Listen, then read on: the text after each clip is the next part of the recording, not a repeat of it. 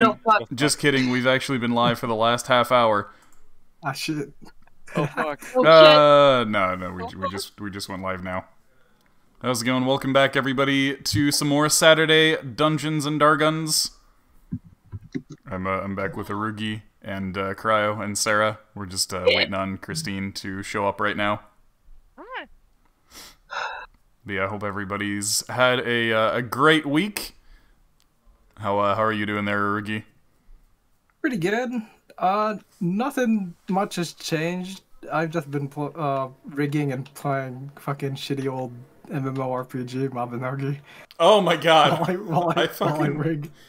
I've seen people playing this new mobile Korean RPG. I forget what it's fucking called, but anytime I see one of my friends playing that, I always come in and start making Mabinogi jokes. And they're getting really annoyed, being like, "It's not Mabinogi." And I'm like, "Oh, it's Fly for Fun." Fuck, Fly for Fun, shit. What the hell is Mabinogi this? and RuneScape are the ones I always go back Yeah. to, like, every once in a while. But not RuneScape lately, because I fucking got locked out of my account. Oh, Oh amazing. no. Yeah, so, yeah. Been fucking around. Let's Nothing see. much.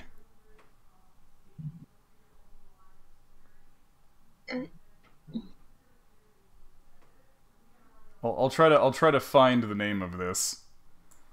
But how are you doing there, Cryo? I'm alive. I got shit nice and sorted for all my art stuff, so it's like way easier to grab and do shit, so I get projects done soon. Started, finally, holy crap. Oh boy. I got a crab watching over all that stuff too. I just find it hilarious. I fucking love it. And I started Mon Hunt, as you know, recently. Toram Online. Toram. That's the one I heard see of that. people playing a bunch. I'm excited for Mon Hunt. Yeah. I bought Generations and I've never played it because I bought it years after it released. Cryo, I pinged you every week. I pinged you every week to play Generations with us. You know, I had Back when we were playing Generations Ultimate on stream every week. You didn't even know I didn't even know you then. Wait, you mean you bought the 3DS version? Yeah. Oh, okay. I thought you meant the Switch version. No. There's a Switch version? Yeah, Generations Ultimate. Oh yeah, duh. It's the one with G rank. Yeah. No, Yeah. I got the DS version, the 3DS Oh, okay. version. Yeah. And in another in another 7 weeks, we're gonna be playing Monster Hunter every day again. Yeah. Oh man. So I got a hella fucking catch up. Zoom. What, was there a new Monster Hunter coming out? Sunbreak is coming out. It's the expansion to Rise. But Rise and Break. the G rank expansions of Monster Hunter games, they're not like a DLC in another game where it's like, oh yeah, it adds another like 10-20 hours of content. Monster Hunter G rank versions add like double the game's length in content. Jesus. Watching my friend play World constantly getting carded in Iceborne. Like, fuck, okay, I think I'm done playing Iceborne. I saw some person fighting Fatalis in Yeah, oh, that's the World. name. That's the one. That shit was pretty funny just to see them just like, oh, each time they got carded, they had to go in and have a shop. It's like, we're getting carded a lot. We're gonna die. So they changed the rules a bit. I don't remember to what. Yeah.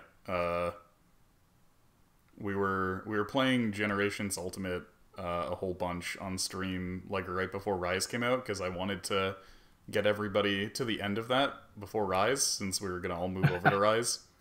There's a couple quests at the end of Generations Ultimate which have a stipulation where if one person carts, it's quest over. Oh Jesus! As opposed to the normal 3 cart limit. Oh, hey. Oh, How's it going? It's going okay. My butt doesn't hurt anymore. Oh, that's good. Yeah, so that's good. I was just telling the baby hunters about what Monster Hunter was like back in our day. Shakes cane. Oh, I see. Sorry, that's just my dog bonking into things in the background because he's a cone boy again. Poor cone boy. Yeah, I took his cone off and then he fucking licked his wound raw again. So I'm like, good job, idiot. Back in the cone. Yeah, back in the cone with him. Now he's being a little fucking bab. He's like, mother, I must lick. Yeah, too bad. No emblem. Just put food in his what a cone. dodo. Yeah. Today I walked into, or rather no, I was in my class already. My student walked in, and she was wearing the same shirt as me, except in a crew neck model. And I was like, oh. You both had your Ahegao shirts on. No, stop that. They were Salvador Dali ones. Smokey, I'll murder you. I won't do that. But I will look at you and tell you you're a little nasty boy. But yeah, anyway. He's tea kettling. Yeah. So she walks in. I'm like, oh hey, nice shirt, and she was like, ah, nice. That was good. Yeah. It's good that it was good. Can I consider that the how are you doing? Yeah, sure. Okay, in that case, Sarah, how are you doing? I'm doing pretty good. I've spent kind of an obscene amount of money in the past couple of weeks. Hold on. Roshi's gym is here. What is that? What? Why do I want this? That's how long my bag is. Yeah, I see how long your bag is. That's what she said. Why'd you do it? You didn't expect a bag to be this long. I don't know what I was expecting when you came in, but... This bag's almost 6 feet tall. It's like 5 feet. It's above my nipple. Yeah? There's like at least a foot between your nipple and your head. I could make it longer. You could. Yeah. Just like you want it. Not really. I appreciate the effort, though. Don't leave it there. I'm trading. No, you're not trading me. Put that back. I need that.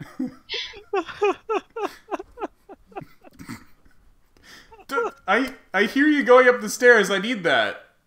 oh man, we're seeing mugging live. It's a reverse mugging, I think. My Brother's brother, knocking out and leaving stuff there. my brother, he's got a Dairy Queen bag that he's peeled like a potato so that it's a long spiral. And he's like, look at how long my bag is. And I see this torn up bag that he's made basically into a 5-foot-long strip. But why though? Like, thank you, that's very special. And now he just stole my resistance band. He's like, I'll leave you this as a trade. I don't need this. He just left me his garbage and took my workout equipment. Good, thank you. Amazing. Also, hello Missy and hello Fox. Pure fucking chaos. I'm MC. Hello, Chad. I'm MC.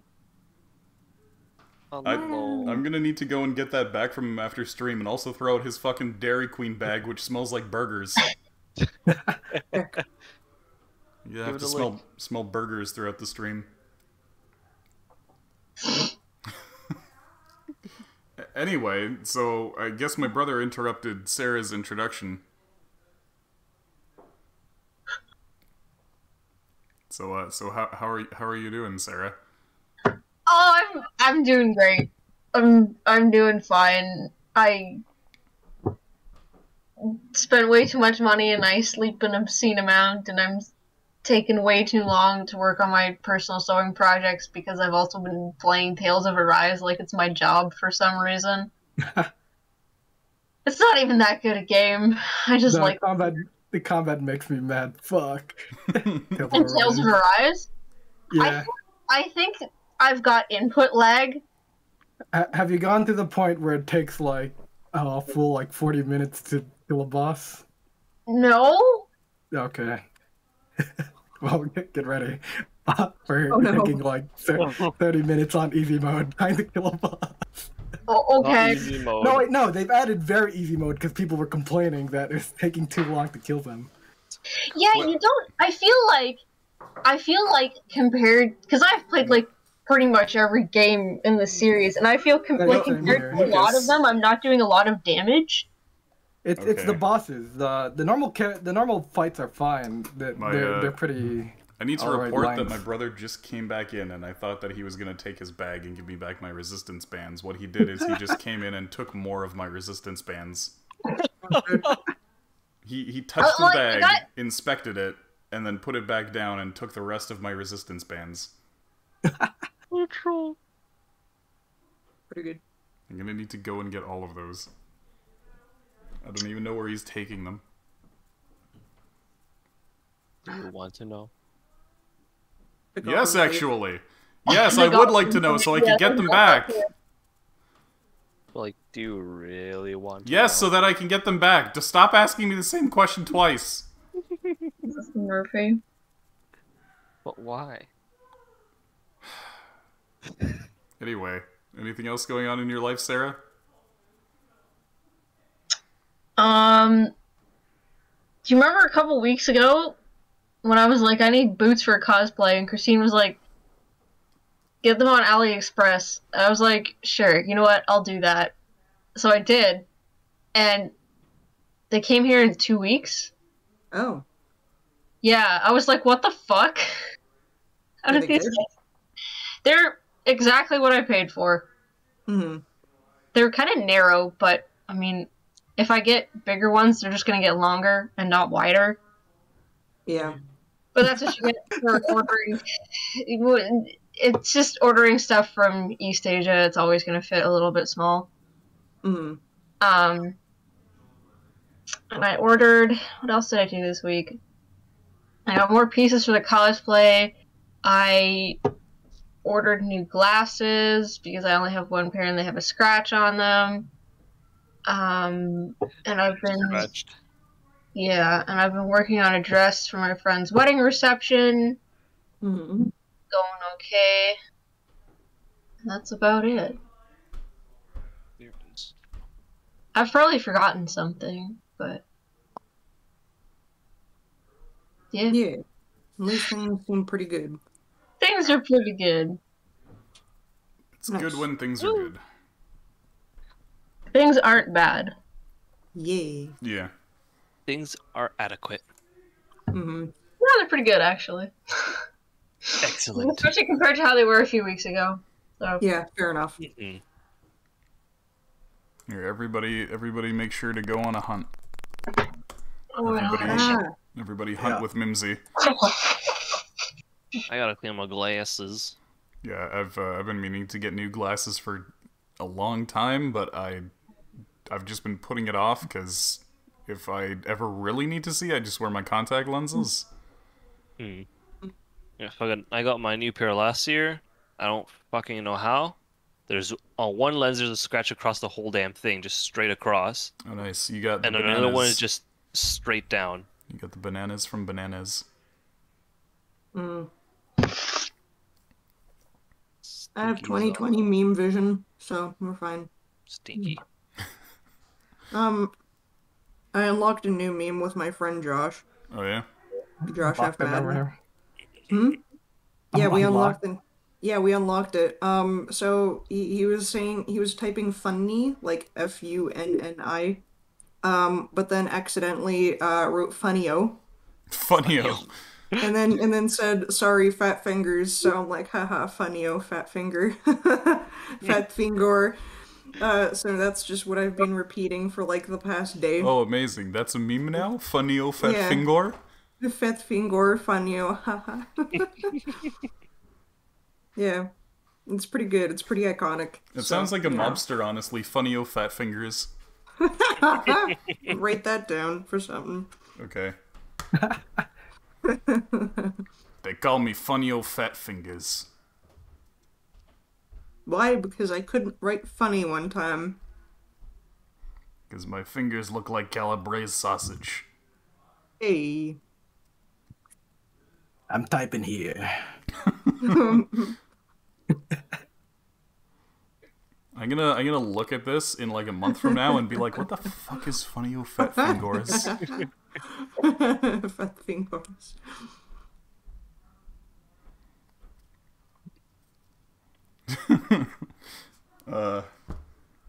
Yeah, that's my new meme that I unlocked. That reminds me of the Italian racial debuff of always having arthritis of the fingers. Yeah, see, it checks out.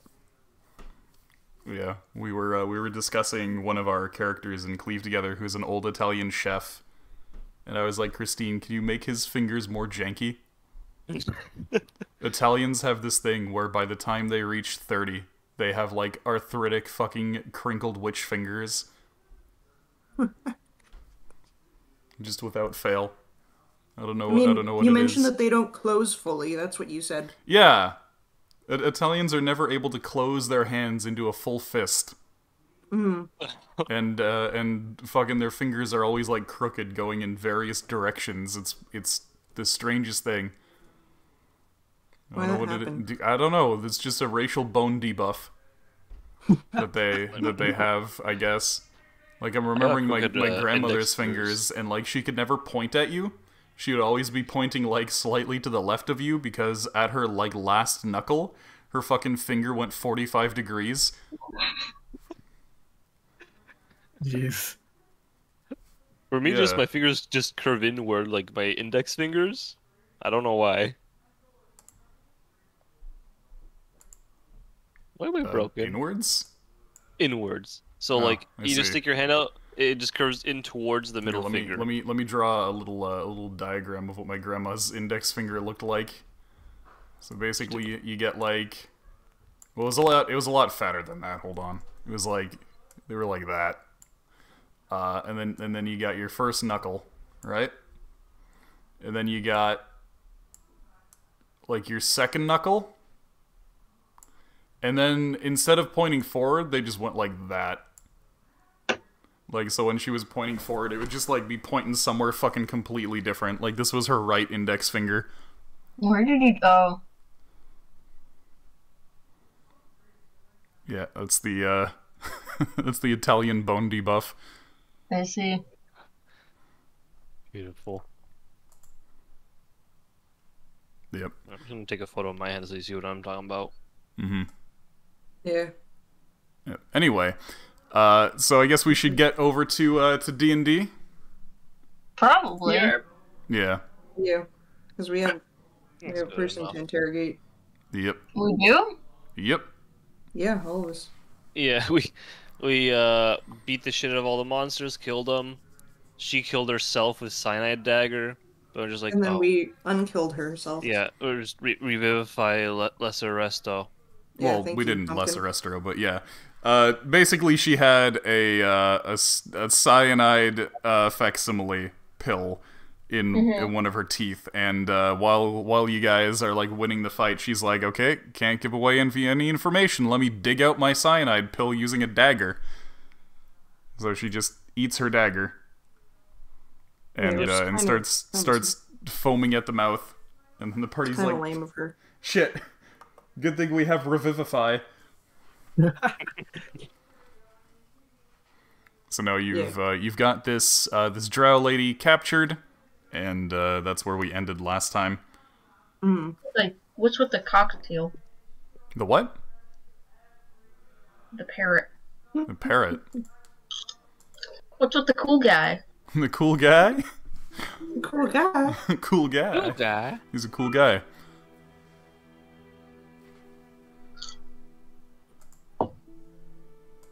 He's a real cool guy. Yeah, what cockatiel? The cool guy. The cool one. Yeah? Where is he? Yeah. Sitting on your dick. Don't do that to birds. I have a photo of my Right, puppy. I may have taken that one step too far. Let's continue.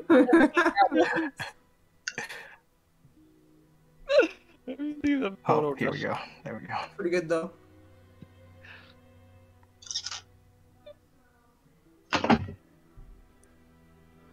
I think that may be a layering thing. That's weird. But yeah, so you guys have a captive. What are you doing? Elf captive, All what right. do? So she's tied up, yeah? Yeah. And I removed all of her weapons and shit. Well, yeah, I guess you want to try to make sure to do that. Give her a thorough searching. Yeah, let's see if we can All find right. any devices. Come Cavity over search. come over here and give her a thorough searching, Wally. Why me? You're the one who investigation boy. It's Yeah, your job. you're the one who Oh. suggested it. So come on down here. I mean, Pumpkin can do it. I don't think she has such a good investigation check, though. Mm-hmm. And he is revealed. The cool guy. Whoa, shit. I understand now. Yeah, no, I hid that under Wally. Mm-hmm.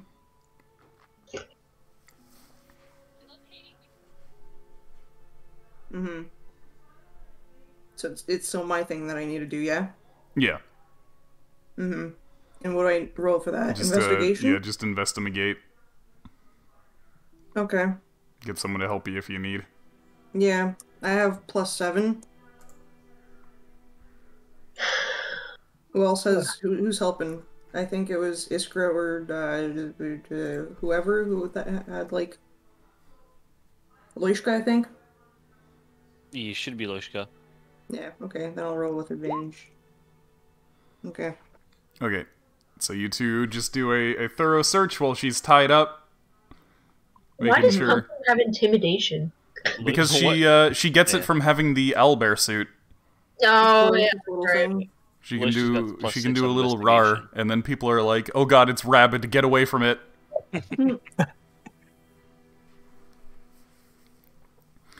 Okay, so giving her a once over, you find the following: 2 short swords, 4 throwing daggers, a hand crossbow with 12 silver-tipped bolts, a set of leather armor, a small steel buckler, a vial of serpent venom, a vial of drow poison, a set of thieves' tools, a pouch with 2 tightly wrapped rolls of gold coins, 24 in total, to prevent the sound of jangling, and an odd charm on a fine silver chain.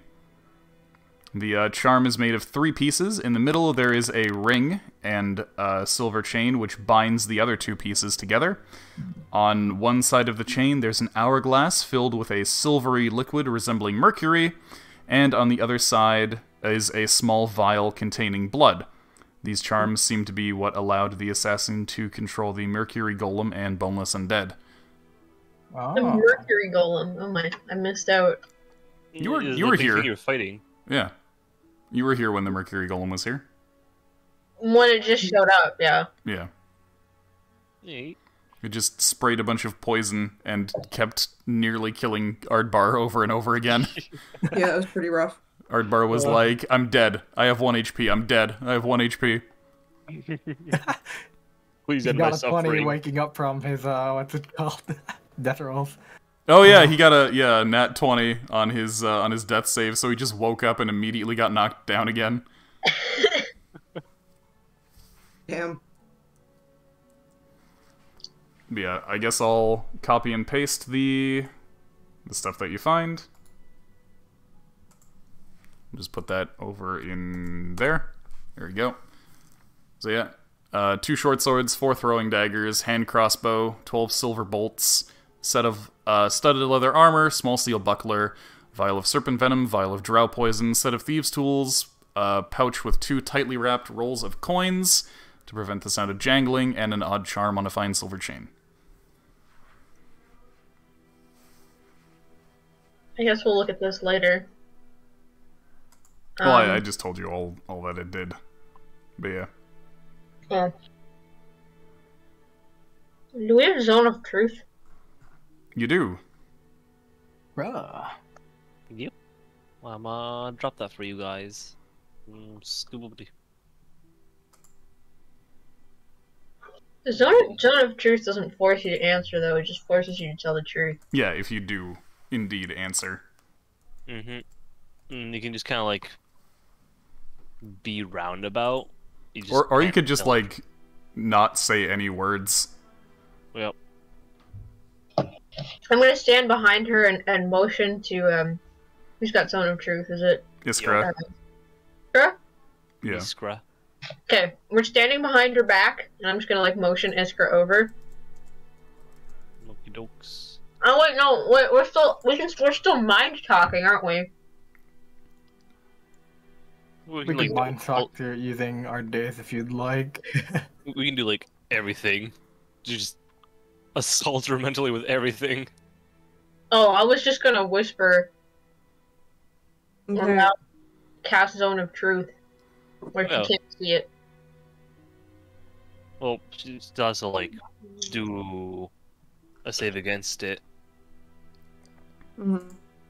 Okay. And one thing we know is that they're well researched on how we fight, I think. Yes. Yeah, because they had like the golem to like deal with any physical attacks. All the boneless undead to deal with like half our party who were small. Yeah, the idea was that they used the boneless undead to wrap you up because you guys had a lot of small creatures that didn't have high strength. Mm-hmm. And then they used the sound of the rain to mask their presence against you and stuff. Mm-hmm. I mean, they actually knew to try and kill the familiars. Yeah. Yeah, that was the first things to go. Yep. Sarah, what were you saying? Oh, I said, well, we can try and interrogate them the old-fashioned way.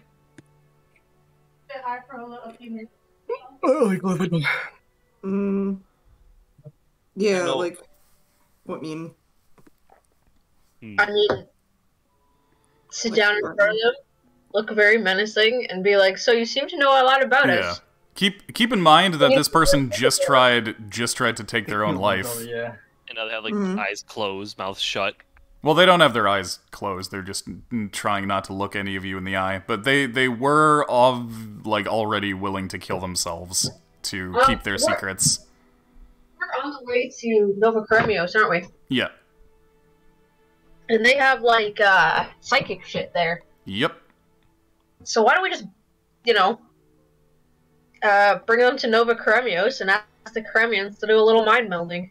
Let's get a little One thing that I would...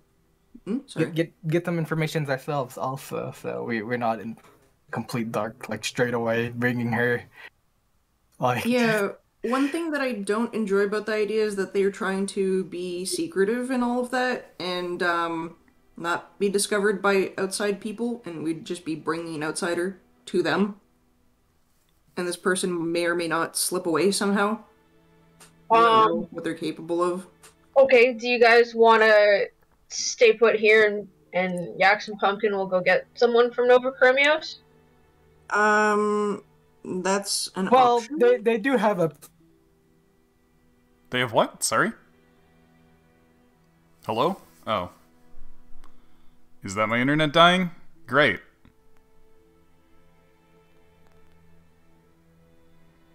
Very early on for that to be happening.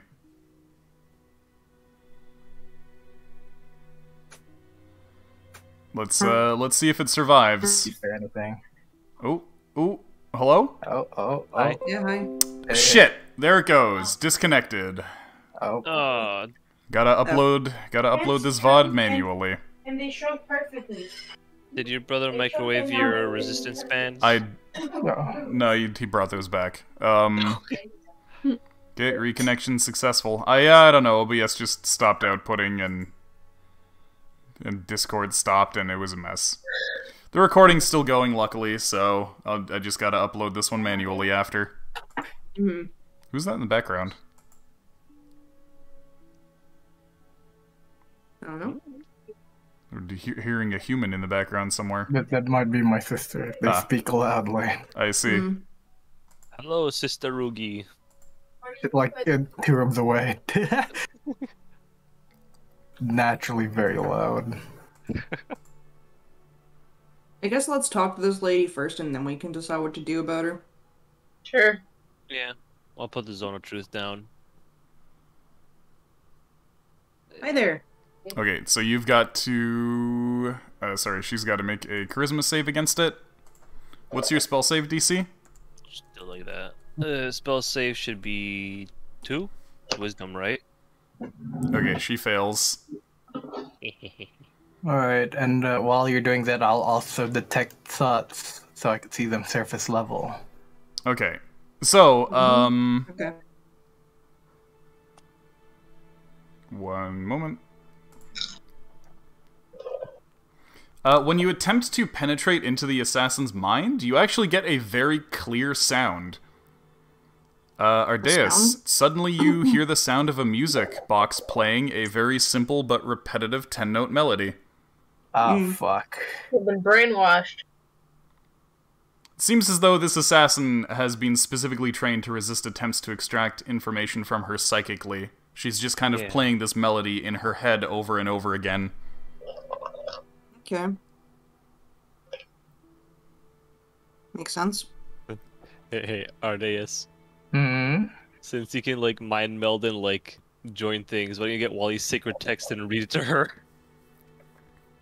Wally's secret text.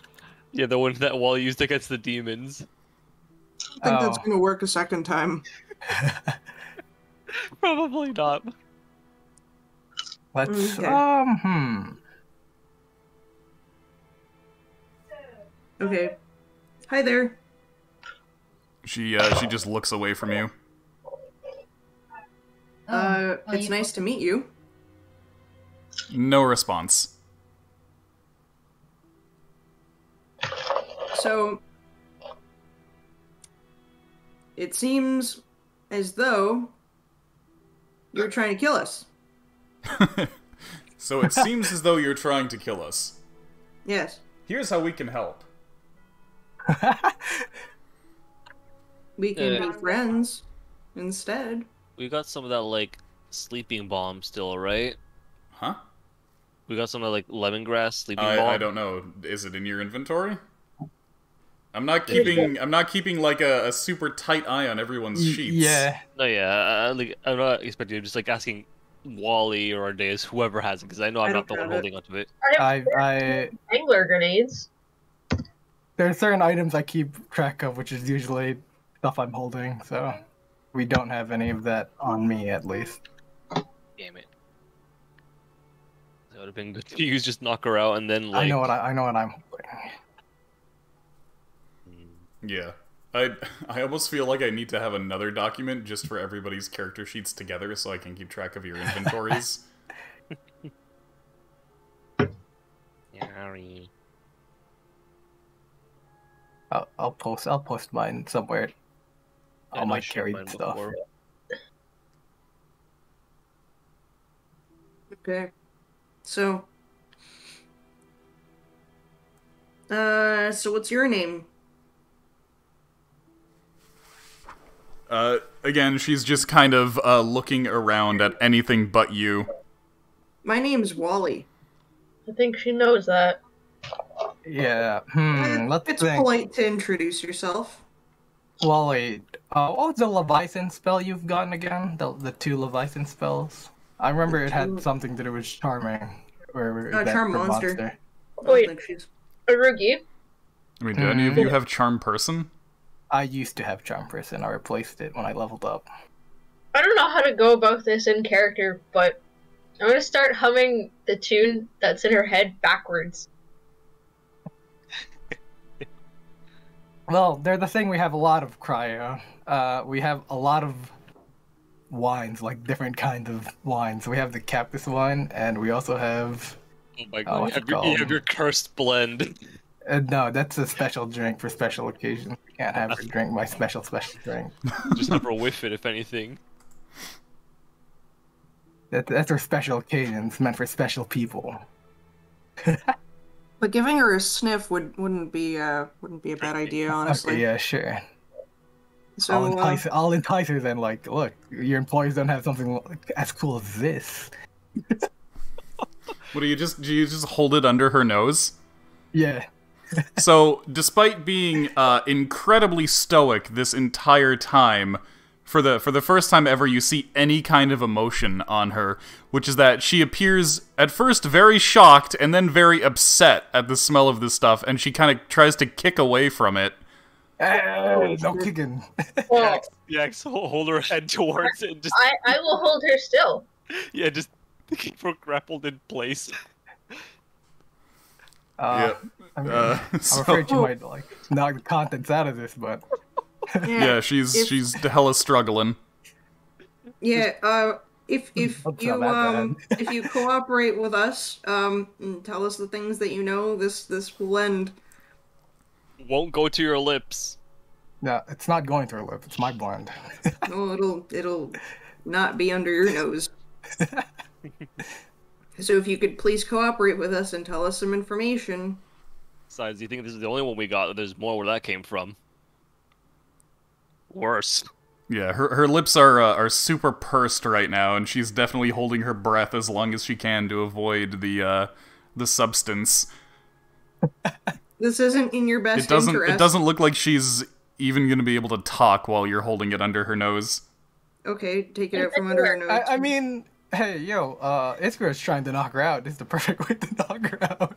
She really doesn't want to smell it. You can knock yourself out. I mean, give her a chance to talk first. Okay, yeah, sure. Smelling salts too, so we knock her out, just break her back with salts. Fuck. That's pretty fucked up, dude. You are essentially alcohol boarding her. Jeez, That's holy true. fuck. That's a bit much, dude. Anyway, Okay. so the assassin wretches, she heaves for a moment as though she's going to throw up but can't quite manage, and without looking at any one of you, she begins reciting something rather statically and robotically, as if she has rehearsed this speech many times. To who it may concern, if you are hearing this message, then the operative you are holding has failed to self-destruct. Know that this operative was raised from birth and conditioned not to have the same mental or physical responses to trauma as regular persons. You will not be able to extract any... Shut up. You will not be able to extract any information from this operative, as it does not understand any spoken language, nor does it understand the circumstances under which it is meeting you or your group. As long as this operative lives, it will try to take your life, and failing that, its own. Know, however, that this attack is in no way personal, nor are this operative's masters personally invested in your continued or discontinued existence. It is simply business. Now, if you wish to take revenge for any of your fallen comrades, family, or acquaintances, you may find poisons and poison application devices on this operative's person. Please, enjoy killing this operative in any way you see fit. The assassin then goes on to repeat this message in multiple languages, each robotically as the last. Oh, so she's super hella broken. I really think we should have the Karemians take a look at him. Yeah, I think at this point. Mm-hmm. Maybe we can get something like, I don't know, like a mind wiper or something. 'Cause, Let's just get her some help. Yeah, Logan says, I have to admit, I feel rather sorry for this creature. It's as though she's been denied any chance at even being a person. I can't imagine what it's like being a living weapon like this. Who do you think sent her to come after us anyway? Clearly she's part of some larger network of assassins. Well, where are the coins from?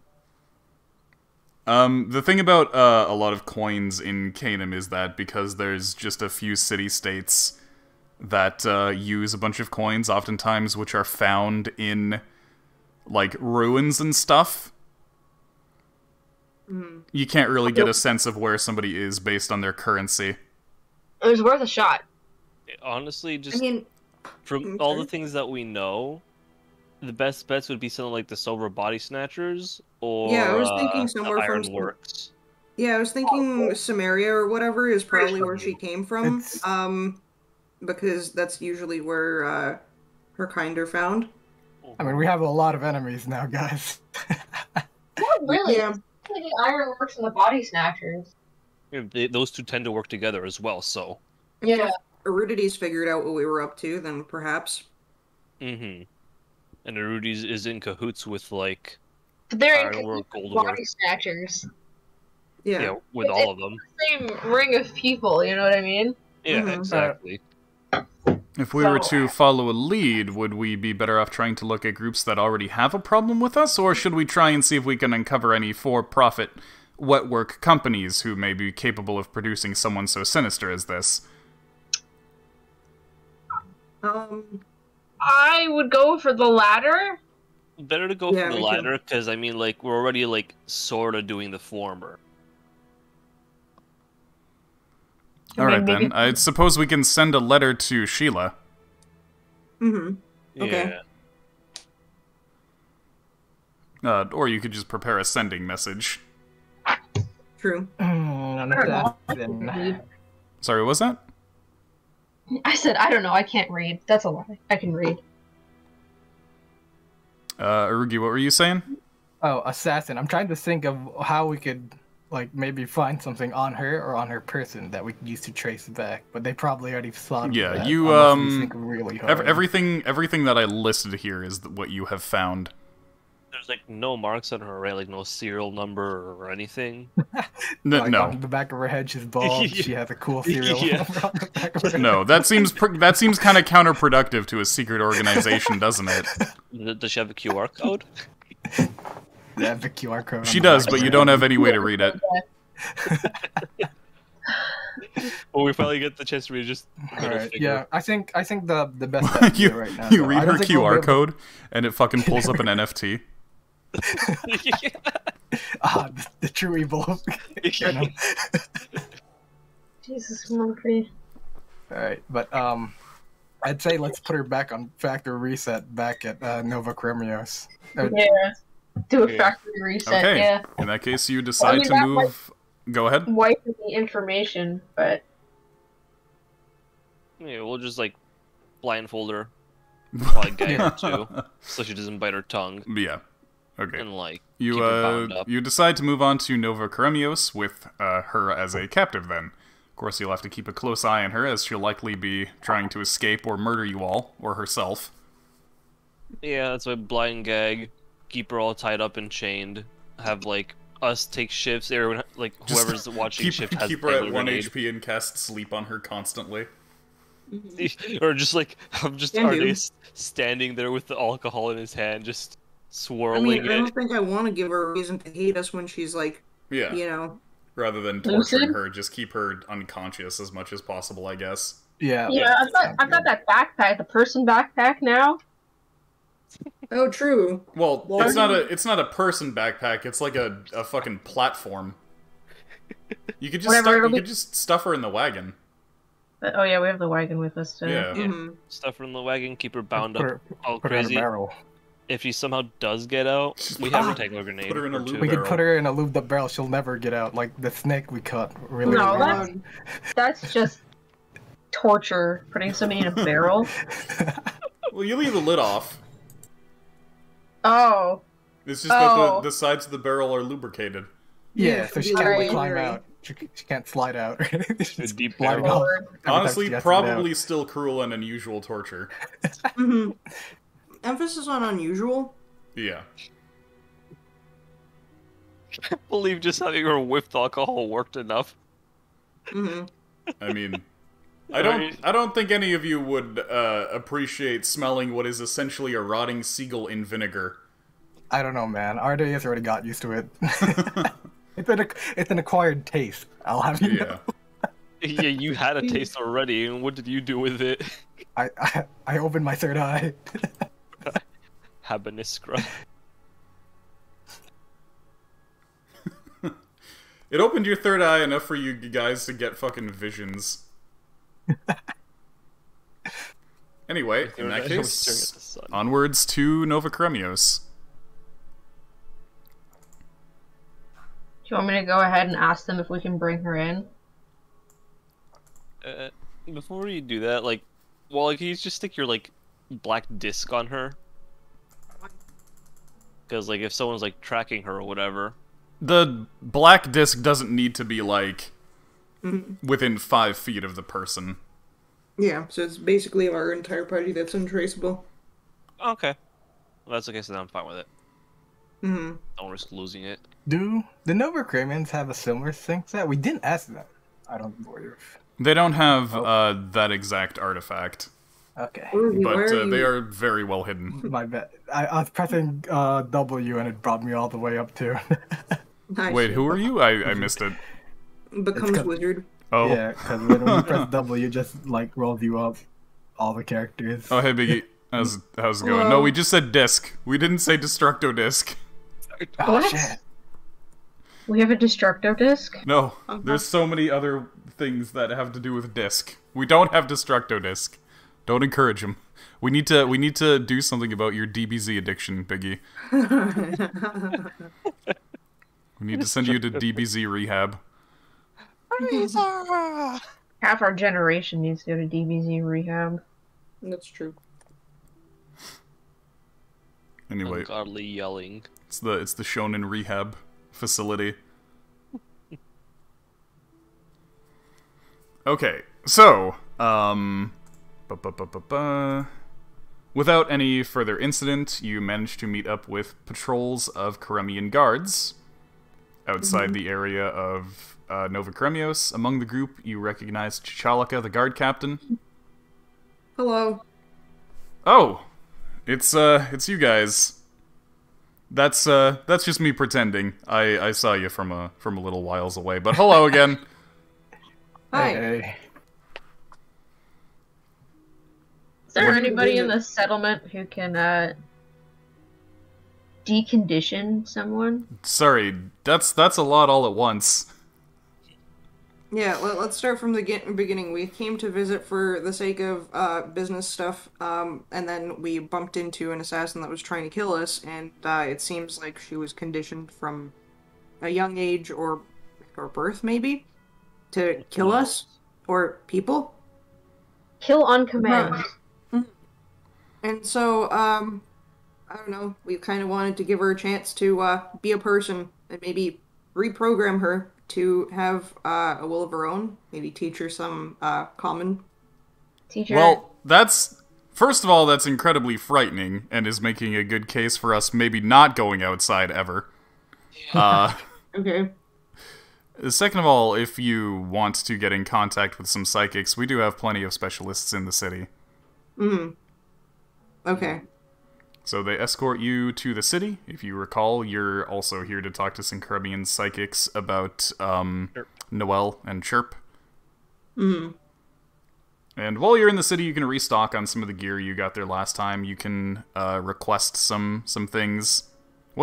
Sorry, there's a word for requesting, but in a more official capacity when it comes to, like, items.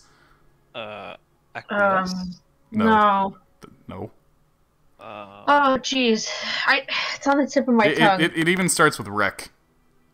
Requisition. Yeah, that's what I was thinking. I was like, requisition sounds too much like the right answer for it to be the right answer, though. Yeah. Yeah, basically that's Right? what you do when you come by here is you requisition stuff, and they're like, do you really need this? And you're like, yeah, and they'll be like, okay, I guess we could part with some of this if it's for the greater good. Anyway. I haven't used this epic grenade yet. Eventually, I think though. One of these I think days. you used one of them. Did I?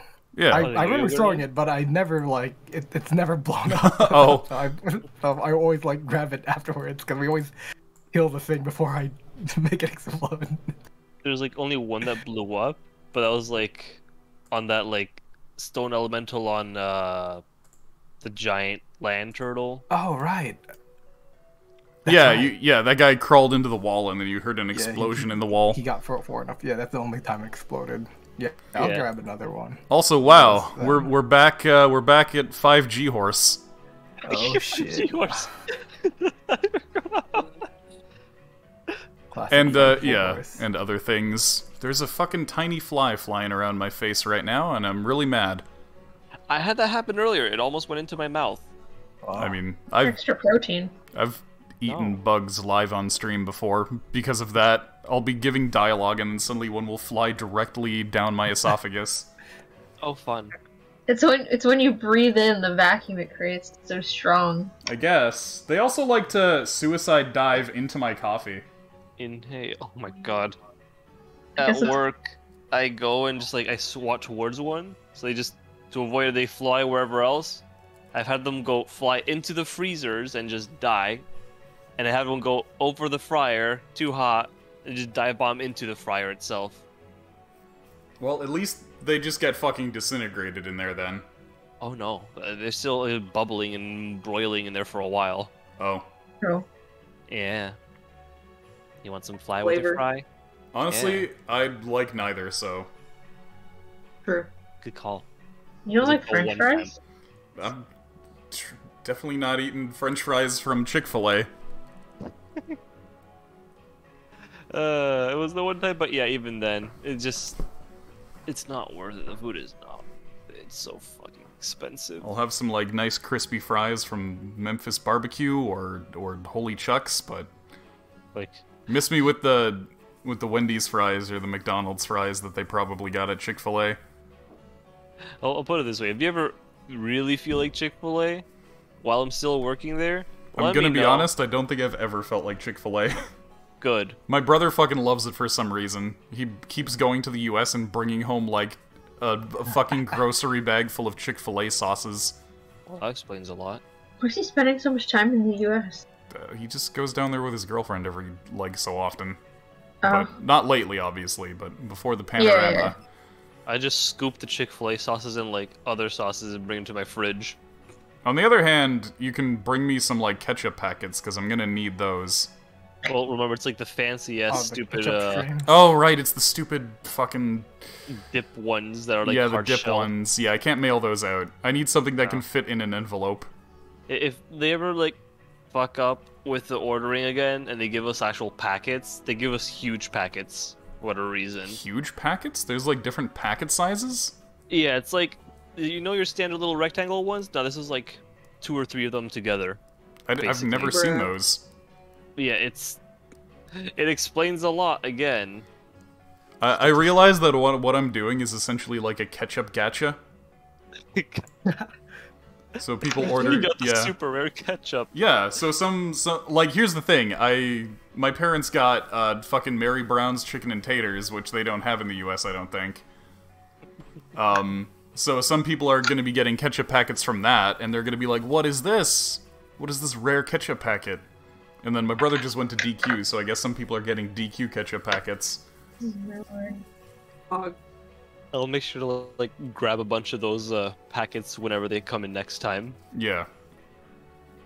But have I don't. some Yeah, jumbo I sent some out. We'll see if they end up getting to their destination or not. You actually mailed ketchup packets? Yeah. Yeah, dude. Okay.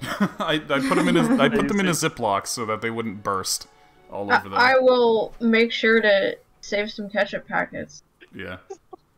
But What about Harvey's? Do you want me to go get some from Harvey's? yeah, I was gonna say if they've got like Okay. Harvey's labeled ones, that would be good, as long as they're not Because like, I the like generic the kinds. fries at Harvey's, so I just go get some fries and ask for ketchup Yeah. on the side.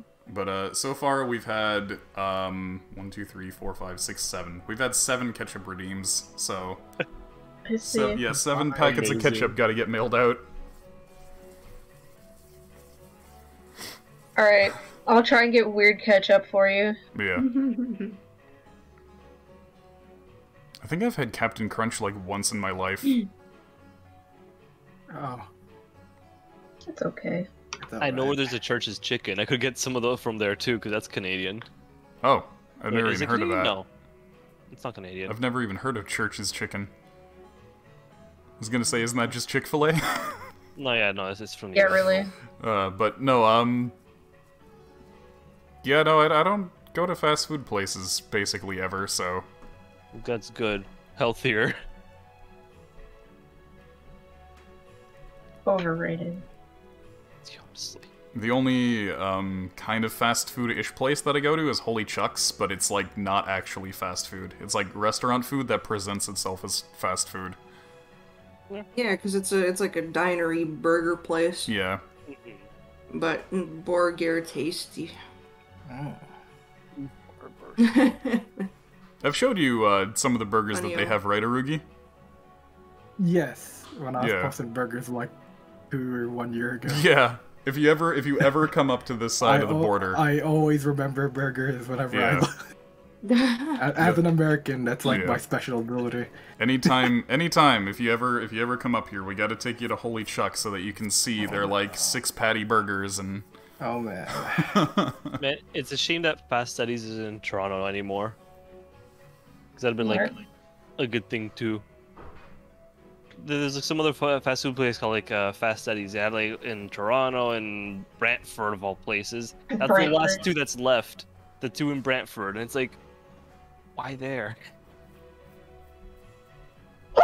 Oh Jesus! That's you. Sorry, Salud. but I Thank you. That's you. Jesus. Anyway, I have pain so on my hands, so I can't mute myself. welcome to Burger Town, I guess. How can we burger you I'm getting today? hungry. Yes. Well, I'll tell you this, Fast Studies is amazing. I love it. Shit's I good. don't think I've ever had it. Oh yeah, because they don't have it around here no more. It's freaking. I mean, like in my 29 years of life, I don't think I've ever had it. Well, they didn't have that many. It was like a small sort of Yeah. franchise. All right. Anyway, so what are you here looking for? I guess we can get straight to the point of going to. The mentalist. Yeah.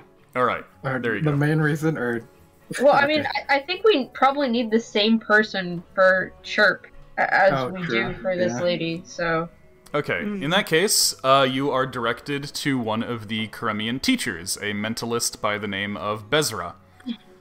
They introduce themselves and their work. You can just kind of find them over at the library. Where's the library at? Top left. Top left. Okay. Sure. We'll say this is them over at the desk here. Just right here. I wash my hands. Not that one, but this one down here. There you go. You all just conference over here, I guess.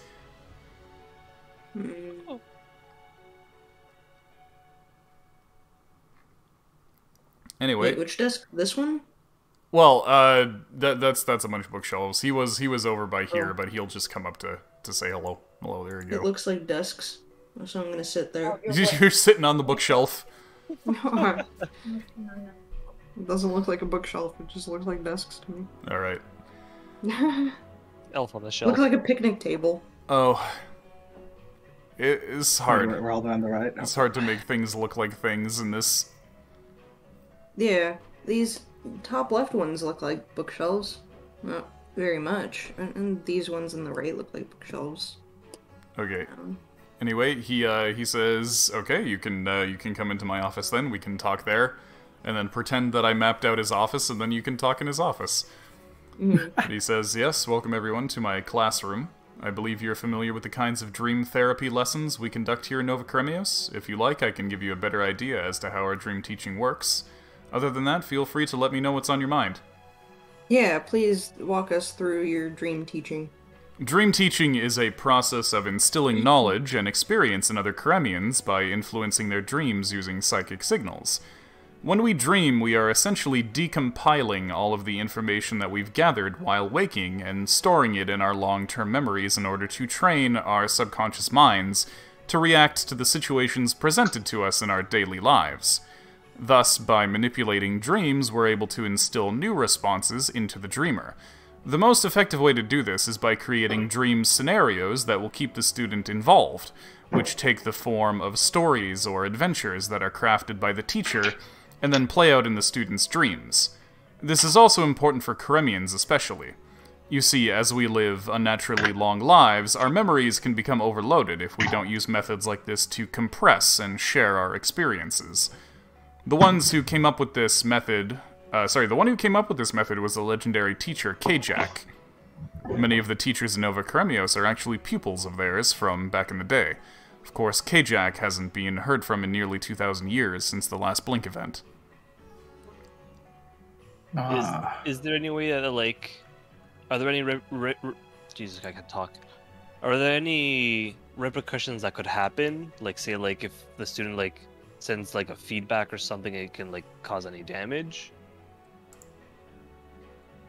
We just don't want anyone to get hurt. Yeah. Theoretically, this would be completely within the teacher's control, however. You could instill some negative experiences into somebody's mind, but doing so would be far, far against the code of ethics that we Karamians employ, keeping in mind that this is essentially a one-way communication. Okay. It's not exactly an open circuit. It's not as though the dreamer has total psychic control in order to be able to enter the teacher's mind. It's more so that the teacher has created a stock scenario for the dreamer to then undergo. Okay, that's the important part then, that the dreamer can't hurt the teacher. Okay. Alright. Okay.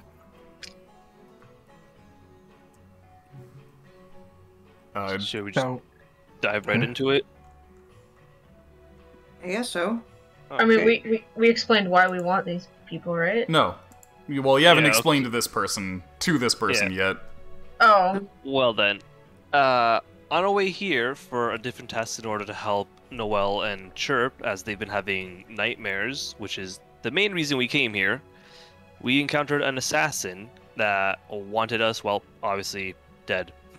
Rather, the people that hired the assassin wanted us dead. This poor assassin seems to have just been deprived of life and just been conditioned to be a living weapon. Upon managing to extract anything from them, they just had a monotonous tone of like a message play on loop, like, Yeah, they recited a message to us saying things like, oh, I'm essentially a tool, and if if it's, or rather referring to themselves in like third person, if I'm not mistaken, saying things like, oh yeah, if this unit has failed to self-destruct, then you are hearing this message kind of deal, and saying that we're free to torture them if they manage to like kill anyone.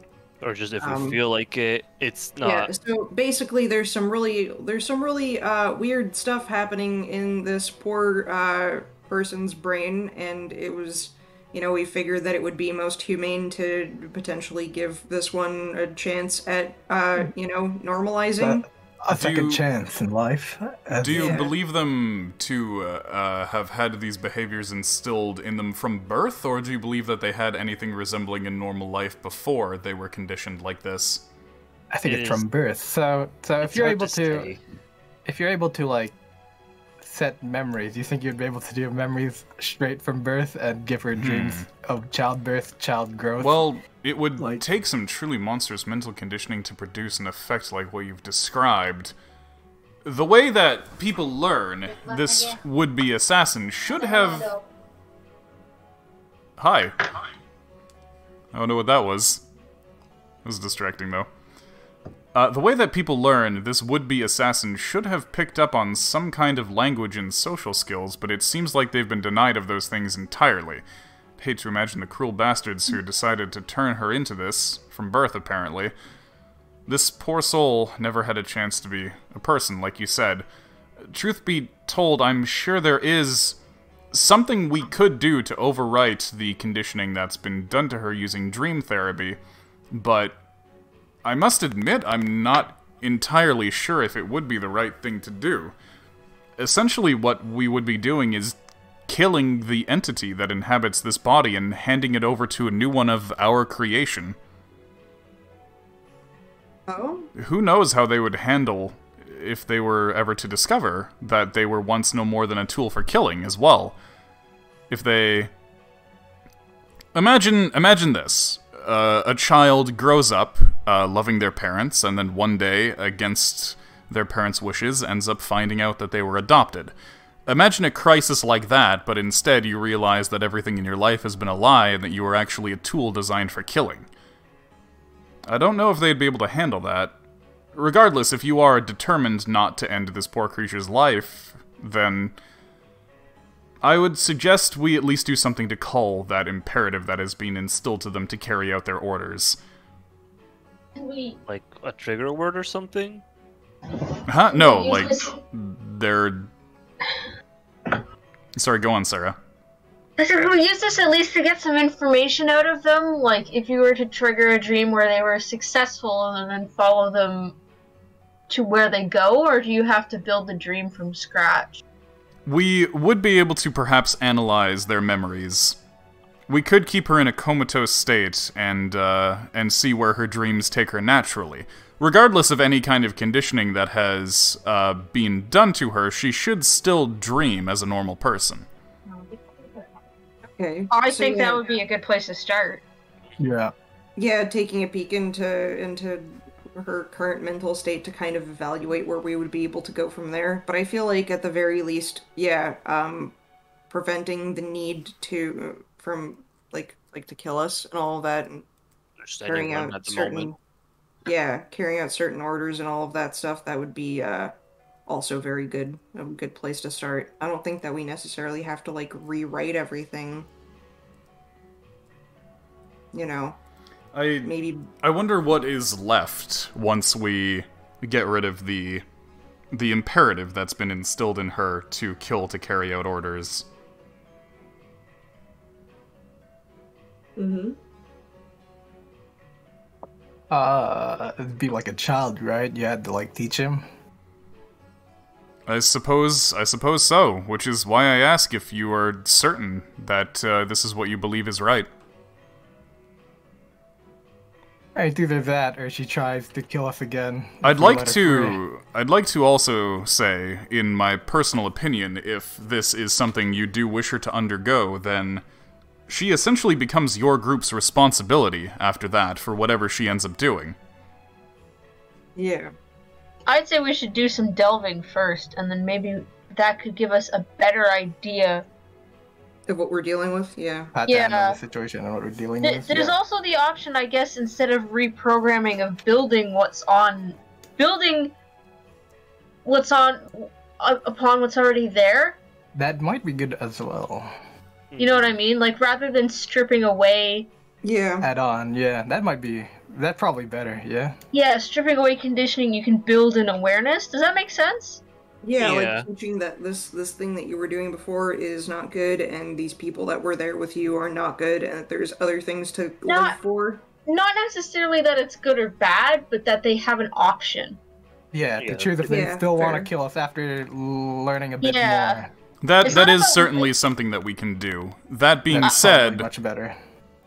It's not going to be a short or easy process. That is something that's going to involve us keeping her here for potentially months. That's fine. We waited a long time for Nut Boys, and I'd say we could wait a long time for this as well. They don't know what Nut Boys are. Don't worry, they'll find out soon enough. in a non-threatening way. You're just gonna keep bringing psychopaths over here, being like, "Can you guys fix this one?" This is now Arkham Asylum. This is the Nut Boy. It doesn't even have a brain. It just has a need. Anyway, I like the idea of just building upon what's there, because I don't think it's necessarily about morality. I think it's about instilling in them that they have a choice. You know what I mean? That might be better, yeah. True. Yeah, give them the choice of what they want to do with their life, which is basically what we've kind of done with everyone else. Granted, some of them we forced a bit more, but it's like... We forced a choice upon them. We forced a choice upon Santiago. Yeah, that's why some of them. No. Santiago made his choice. Yeah, that was based off his decision. This person's doing decisions based on someone else's thing, which we don't want to also be doing. I'm thinking more of yes. Some of those other pirates, it's like, hey, join that being said, Mercy or else. I am also grateful that you brought her before us, because if such an institution exists, that is essentially creating psychic mannequins like this, I would definitely like to see the end of that institution. Such a thing is appalling, especially to me as a Karemian, considering the way that we grow up and use our psychic gift. Yeah, I agree. Thinking about it too, considering how we've met you Karemians, we've met the ones that have gotten warped due to I forget why they get warped exactly to start with. The nanolithophagi, it's Yes, that Yeah. word. Nanomachine cancer. Essentially something that was introduced into our DNA sequences in order to create a failsafe so that we would self-destruct, as we were not given natural lifespans. Yeah, crystal chip. Yes. So that, and we've come across a couple of deceased Karemians that, like, even though deceased, have still managed to produce like strong psychic abilities due to like their desires, their urges. Would it be possible that maybe they found such a deceased one and are using it for whatever reason for this? I don't know. That would be really hard to control. Yeah, it's a huge stretch for sure, especially since it's like Nothing is outside the realm of possibilities, but as far as that goes, you could essentially make up any theory and it could be a possibility. Yeah, that's true. So, in the meantime, I suppose the best thing to do would be to get a team to delve into her mind, attempt to read her memories, and then, as we discover things, we'll be better able to dream tutor her. Yeah, okay. Additionally, we also wanted someone to come back to Kramios with us to take a look at Chirp and Noelle. So the young Karemian child is having involuntary visions, then? Yes. Yeah. It certainly seems as though they're being projected by an external source. Oh? How can they tell? So, something like, I don't know, something setting up radio waves, for example. Yes, and essentially the child is the radio. especially if they're seeing things that they've never encountered before. Could it be that someone next to them, like Noelle, is receiving similar things, and because of that, they're getting picked up by Chirp too? Always a possibility. I would have to meet with them face to face in order to find out for sure that I might bond with them and see if I can intercept one of those visions to analyze it better. Maybe then I could learn the source of said visions, even. Okay. In that case, Phenomenal. I will accompany you back to back to Karemios from Nova Karemios once you decide to return. Okay, Alright. and what can we do in the form of compensation for all of this? Let's just say that, in this instance, our goals may align. Okay, but let us know if there is anything. Have they received the rose from Rivolo/Wally's mom? Yeah, you guys have been sending clothing over here. Everyone looks a little bit more fashionable now. If you go over to the Gallery of Innovations, that's where those things seem to be most popular. A lot of the teachers are still a little more reserved and classical, but over in the inventors' quarters, they're all like crazy decked out, and they've even like customized some of the clothes. Ah, shit. Damn. There's one guy who's wearing all the clothes all at once. Just show them all off. Crazy sweaty, but who cares? He's When you fashionable. unlock every fashion item in the game. Yeah. Amazing. Any other questions in the meantime? Not that I think so. Do you have a good soup recipe? I What? could always use a good soup You recipe. could probably go over to the kitchen for that. You can probably take some bullion slabs with you too if you need. Woo! What are I- bullion slabs made out of? A lot of pulp. I went over this the last time you guys were here, but basically, instead of throwing away the ends of things, like the roots of the onions and the skins from the corns and whatnot, they just kind of boil them together to create a bullion stock. Ah. And then when it rains, you get deer to attack your enemies. Ah. Yep. That has never left me, dude. I don't know why. Every time you say bullion or like stock cubes, I'm like, Yeah. yes. Boil sorry. a whole deer until it gets reduced into a cube, and then you rehydrate it and you get a deer again. I like it. Yep. If you don't mind me asking, whatever became of the Pendragon? In terms of the Pendragon Gravamen, we are keeping it here. We have managed to make it safe in that it's no longer giving off magical radiation, and the soul has been put to rest. That's good to hear. Speaking of the Gravamen, it's our understanding that you're attempting to revive the technology that was used to make the original specimens. How's that going? Pretty well. Pretty well. Like, I mean, Should we show them? can we show them yaks? yaks? Yeah, show them yaks.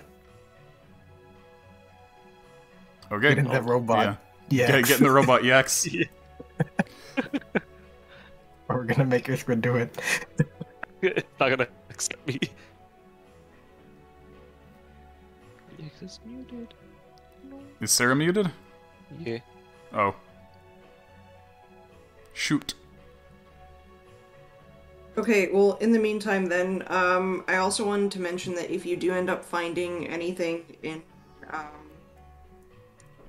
in the girl's, mind and memories and stuff like that and dreams about her employer or anything that can, like, lead us back to where she came from, then do let us know, because we would like to be able to trace back. yeah, of course.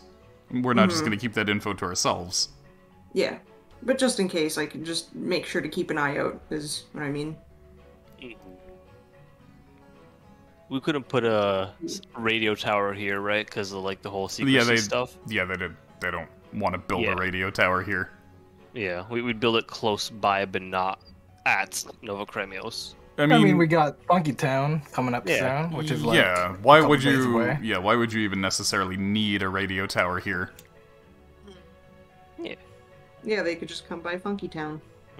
That's pretty much what I'm thinking. Yeah, Get you Funky don't. Town running, running. You don't need a radio tower in a town for that town to get radio signals necessarily. You just need a radio in that town. It's just that building radio towers extends the range. It's just Nova Kremios is on like the very edge of where you guys ever go. Yeah, shortwave radios work for hundreds and hundreds of miles. Yeah. So, like, the only reason to build a radio tower here would be if there was somewhere further out west. But there's nothing out there as far as you know. The world is flat, as we know it. Anyway, welcome back, how Sarah. common knowledge is the world being Oh, sphere? everybody knows that the world's round here. Okay. Yeah, astrology and whatnot is actually pretty advanced here. Okay, but are there a couple fellas who believe it's still flat? Statistically speaking, I'm sure. They're probably Statistically speaking. because like society fucking resets every 2,000 years and just gets rebuilt based on the knowledge that people had previously. Probably nobody even like got it in their heads that the world was flat. Makes sense. Oh yeah, Yax, bring in your shark. You want to see it? My The narwhal. Monoceros? The Monoceros? Yeah, you guys keep calling it a shark when it's a narwhal. Yeah, but It looks like okay. Yeah. You know, Send I me had the the word- JPEG then. I'll put a fucking horn on it. Well, it doesn't have the horn coming out of its face. It has the horn. It's holding it. yeah. It's the weapon. So it But anamorphed into a shark. no, Yeah. it is very much based on the skeletal structure of a mammal because again, the spine goes up and down, not side to side. You know, Brandon, for the whole week, for the reason I had the word grenade venom just stuck in my head. The what? The word gravanum. Gravamen? Gravamen? Yeah, I had it stuck in my head the whole week. I don't know why. It's like, I don't know where that's from. Because it's not Probably a from D&D. yeah, it's not a word that you hear often. Technically, it's a legal term, which means a grudge. Or, like, a reason to complain, because it's supposed to represent the Kremians being like, yeah, we kind of don't want to be slaves, we're getting out of here, and these are our point grudges that and we're... complaints. Yeah, our point that we're putting forward as to how about we don't be slaves.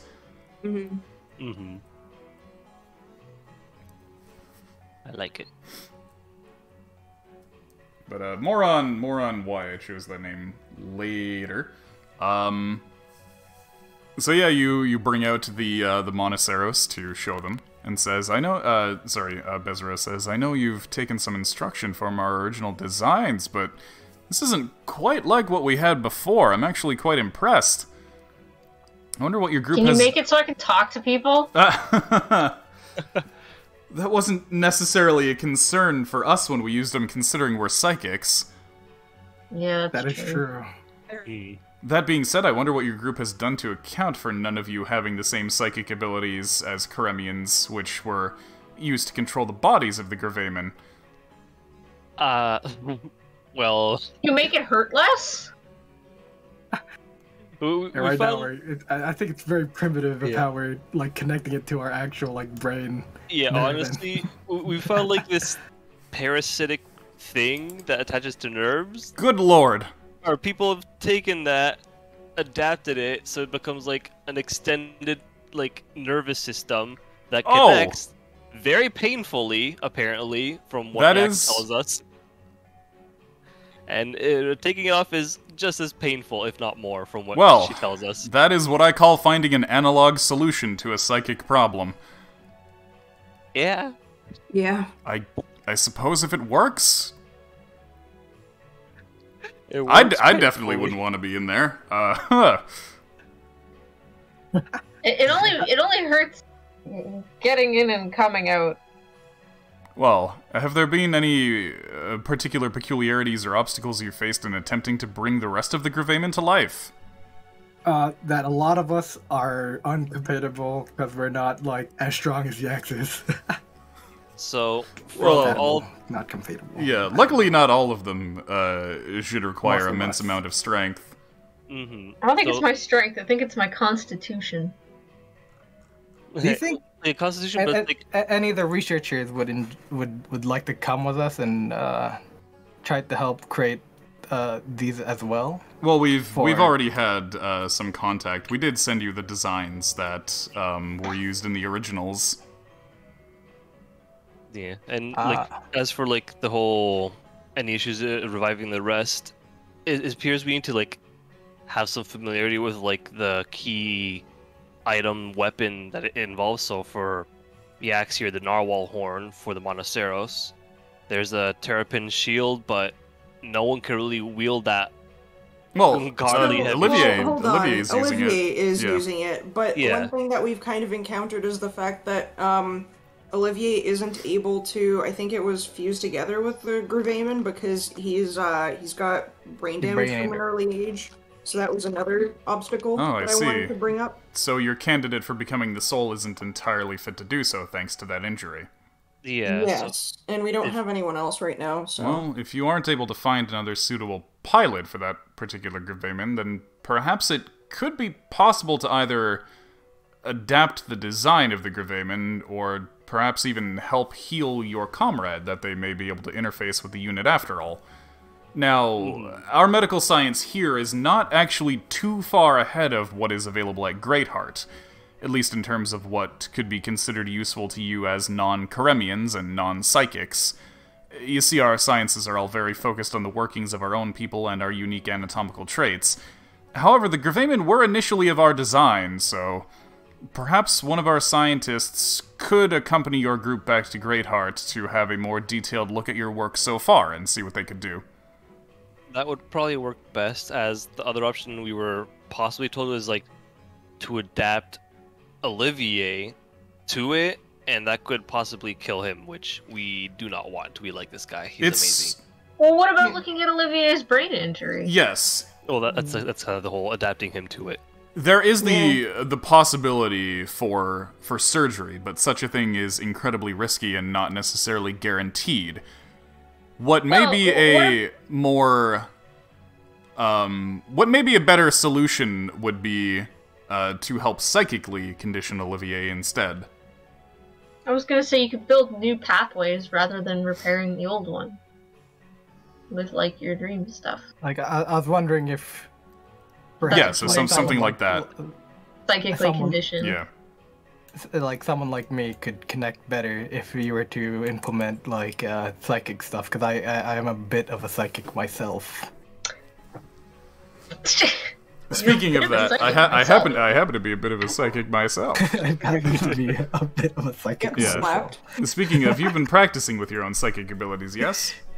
Yep, I've been using it quite often after Good, then you'll probably find something of interest over in the Gallery of Innovations. I heard some of our spirit bead artisans talking about you. Oh boy, let's head there after I'm gonna this get then. tatted. Get me. Talking about him? What did you do to them? He didn't do anything to them. He was just like, I wanna come up with some sick tattoo designs. Honestly, if somebody's talking about Ardeus, I'm just automatically Yeah. suspicious that he's done. Yeah, that's fair. Now, I love everyone I meet. All right, that's how I do. Okay, have a good dog. In that case, is there any other questions you have for me? Any other questions?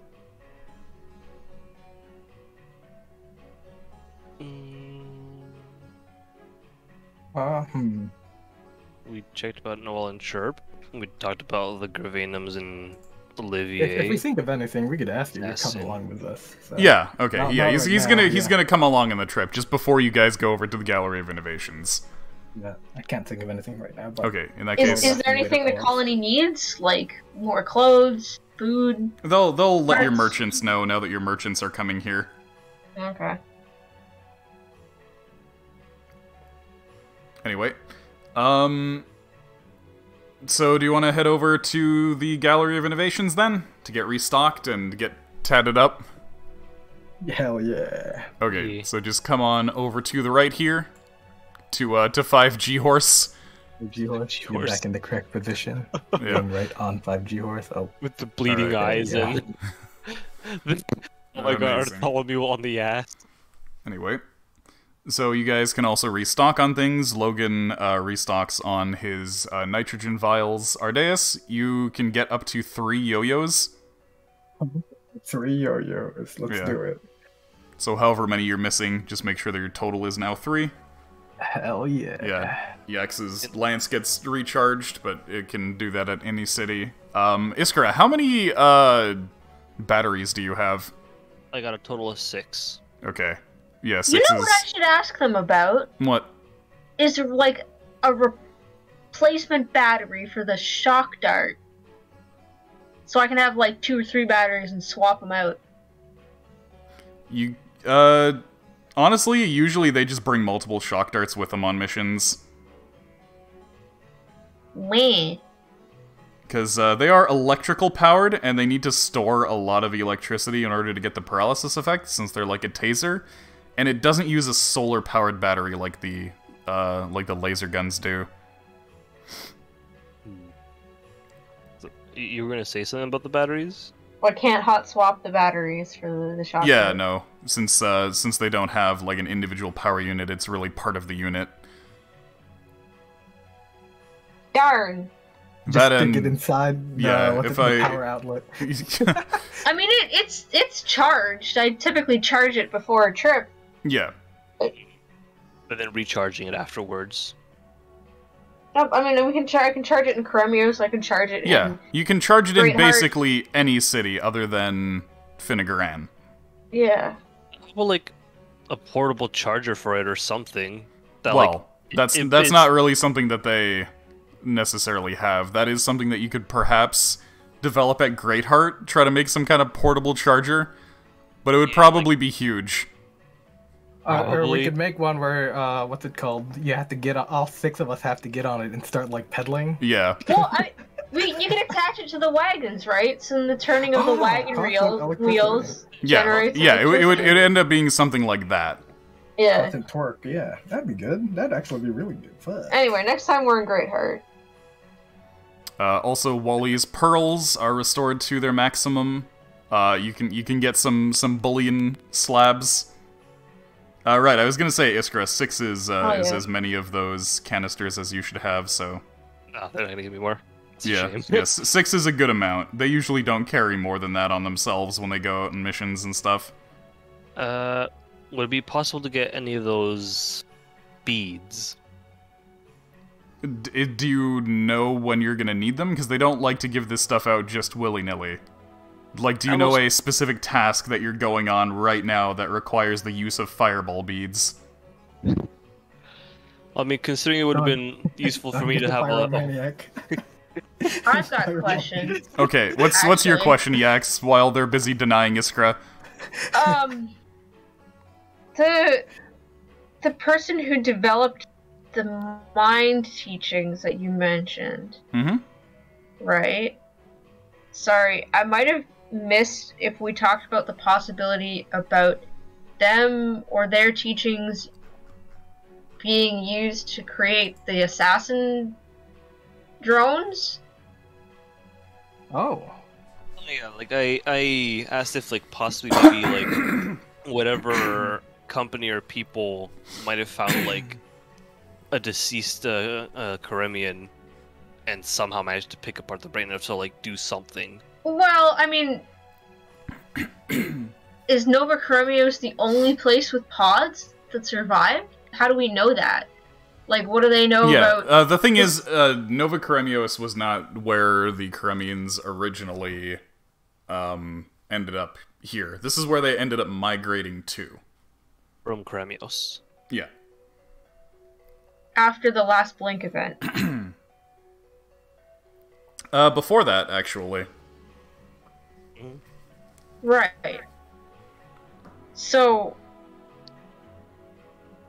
like, there's no chance. What I'm saying is, like, this guy could have survived elsewhere. Yes. I guess Bezra will talk to you about Kajak. Since it's been so long, and since back in the day we Karemians were more widespread, there is a lot about Kajak that is presumed to be truth based on conjecture alone, and some events that have certainly become exaggerated and made into myths over time. Couple this with the fact that Kajak was a teacher who employed dream therapy and a storyteller who invented tales for their students to follow, and was known to their enemies as a shadowy trickster and figure of mystery, and you can imagine how it could be difficult to get the story perfectly straight. In terms of what I can tell you for sure, Kajak is known as one of our leaders, and one of our heroes. They're an accomplished psychic who helped Karemians understand and learn to control our own psychic gifts. Because of that, they were a prime candidate for the Gravayman program as well, as an aside, and ended up becoming one of the souls of the Gravayman, known as the Corvid. Kajak was the team leader. They had 6 subordinates. Oh, I know where you got this name from. Corvid. Anyway, continue. Oh, you know where I got what name from? Kajak. Oh, yeah? Anyway, continue. Alright. While the names of the souls are lost to memory, the names of the Gravayman remain. Monoceros is, of course, one. Terrapin, Hyrax, Noctillion, Pendragon, Tardigrade, and, of course, Kajak's own Corvid. So we found the Corvid. We did? You did. The crow, right? Yeah. Wasn't that with With all the blue dragons. Yeah. All the blue dragons. All the blue wink. dragons? What? It's No, it has nothing to do with any of the blue dragons. What? I don't remember. No, We've only been seeing the crow, like, in our dreams. Didn't we also like find like? Oh no, that was a bat, not a fucking crow. True. I remembered the wings. That's why I was like, yes, it was the ears. Yeah, I just thought like, no, that's the weird skeleton one that you found, the Noctillion, the one that resonated with Ardeus. Oh, that's a Noctillion. Okay, because I was about to ask, like, what the fuck is this Noctillion? Because I don't know what that shit is. Yeah, Noctillion's a bat. That answers that. Your mom's a Neptilian.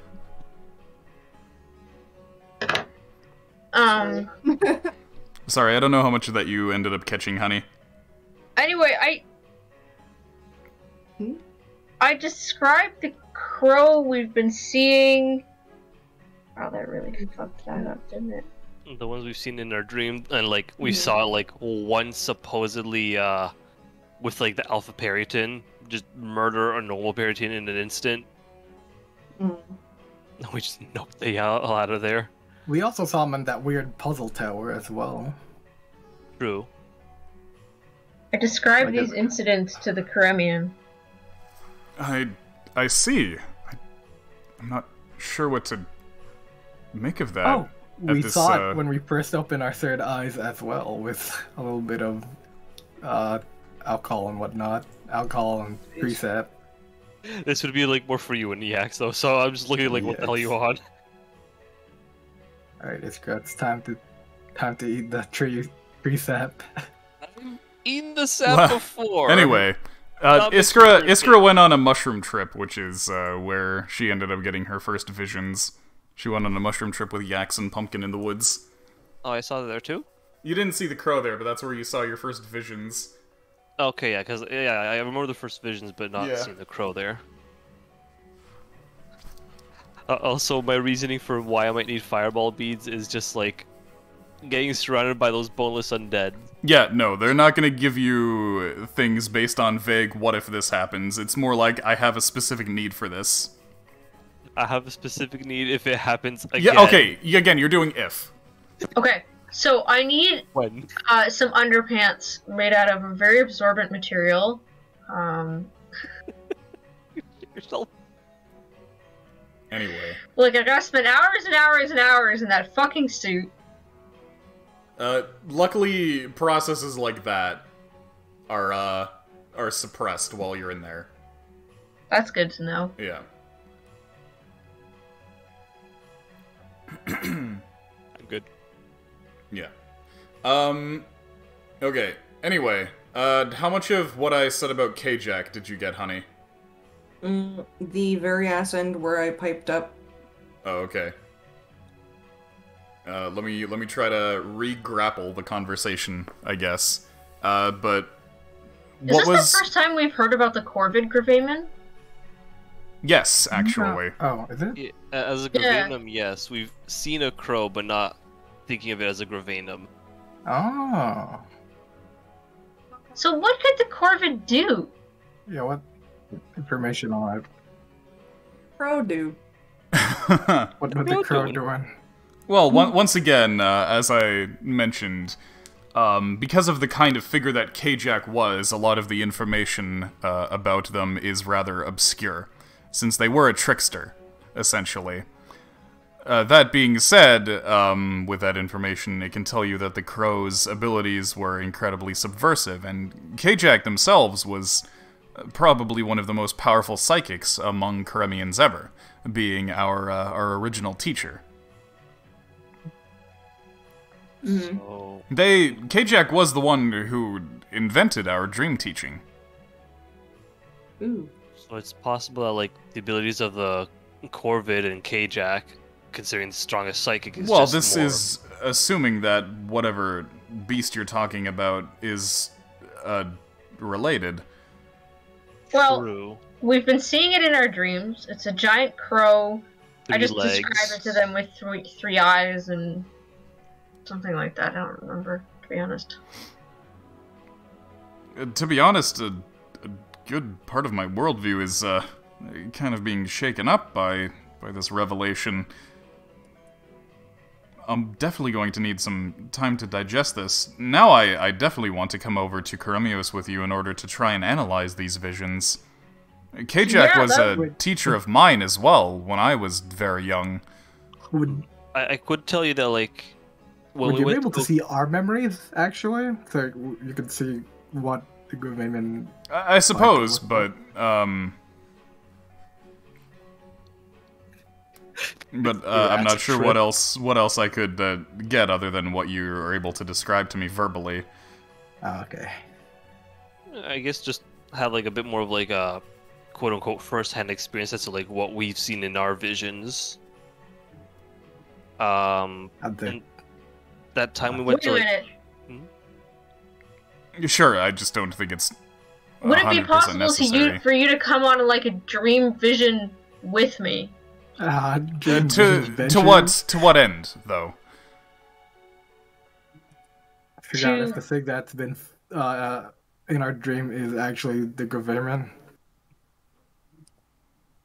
Hard to say. And if you could talk to Ajax, if you're able to Ajax? with him. Ajax. I'm so bad at names. Talk to the whole town of Ajax. K-Jack? Yeah, Kedjak. This whole time, I swear to God, I've been hearing you guys been saying Ajax. I'll type it out. No, we've actually been saying Wojak. Jack. Yeah, that feel one we've been saying that. Anyway. Yeah, too many requests all at once for things. Yeah, it's all good. Just one at a time then, I guess. Yeah, you're just like ambushing the man, being like, "You can make us dream things? Read our memories, make us dream things." He's like, "Guys, I have a job to do." We pay you. Not like it matters to him monetarily. We don't pay but him. no. Yeah, that's why. The plan is to get him to contact Chirp. Yeah. Yeah, okay. So that one thing at a time then, yeah. they let's can do the Chirp thing analyze. first. They can analyze Chirp's dreams.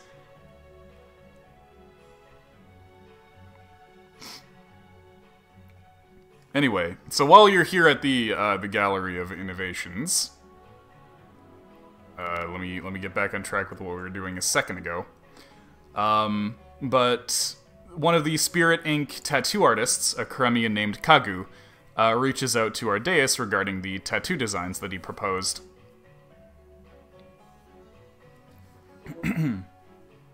So yeah, you've been practicing with your own psychic abilities, yeah? Yep. Well, as you probably know, the source of your abilities is in the brain's innate capability to send electrical signals, right? Yet? Yeah, you're following me. Well, if you'd like to hone your psychic abilities further, we think that going ahead with a Spirit Ink tattoo may be exactly what you need to help harness those electrical powers in your body. Hell yeah, let's pat myself up. You'd say less, let's do it. Yeah, it'll have to be a work in progress, of course. It'd be incredibly dangerous if we gave you the entire tattoo right away. Probably overload your brain, you know, give you a nice little short circuit. I understand, yeah. I can give you the outline for now and add more features whenever you develop your abilities some more and, you know, try out the tattoo just as you would any other innovation. Pretty sure his brain's already short-circuited. Yeah, no, Ardeus is like, don't worry, I have like I have three like brains. 7 brains in my head right now, and they're all telling me to do things. And they're all telling me I to don't get think this you gotta fucking worry about it. tattoo. Yeah. Shit. And, Eat brains to get tattoos to go to sea. The Kremian hands you a piece of charcoal and a blank canvas and says, "Now why don't you tell me about that design you wanted?" Alright, I want, what's Neemlock species again? A Bahir. Here. A Bahir, but he's wearing like cool skeletal armor. I thought you were about to say schoolgirl. Yeah, I was like, what? Nani? Oh yeah, so like a yeah, lightning monster. Yeah, that'd be super suitable yeah. for like electrical powers and stuff. Yeah. He's wearing like he's wearing the bat, what's it called, Gravamen. What? This is getting really complex. No worry, it's just cool factors. We could use normal ink for the armor that I want to put on this tattoo. All right. So while the rest of It's gonna you, look great. Don't worry, trust me, it's gonna look great. It's gonna look cool. It's gonna be very cool. We're only going cool factor right now.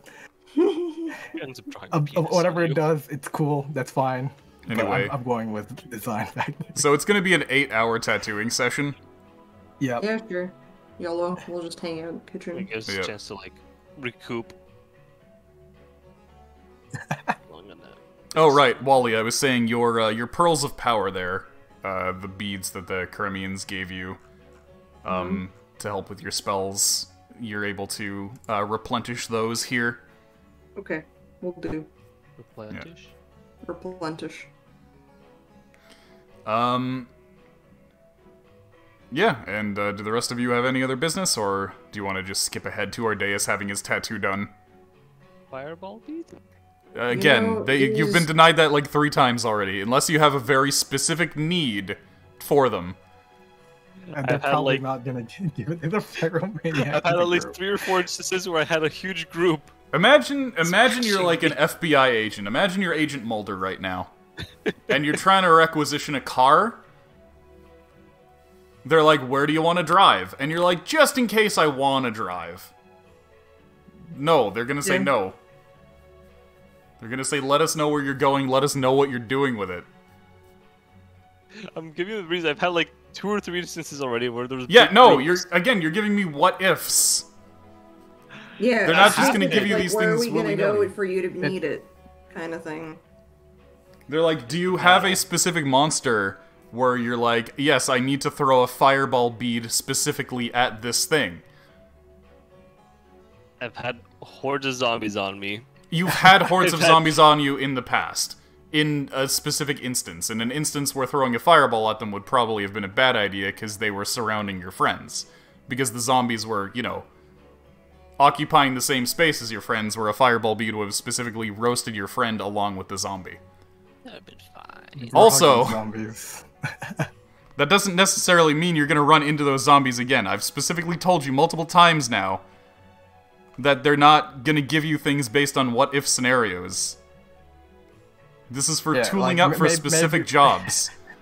Yeah, like if there was a forest that we need to burn down for some reason.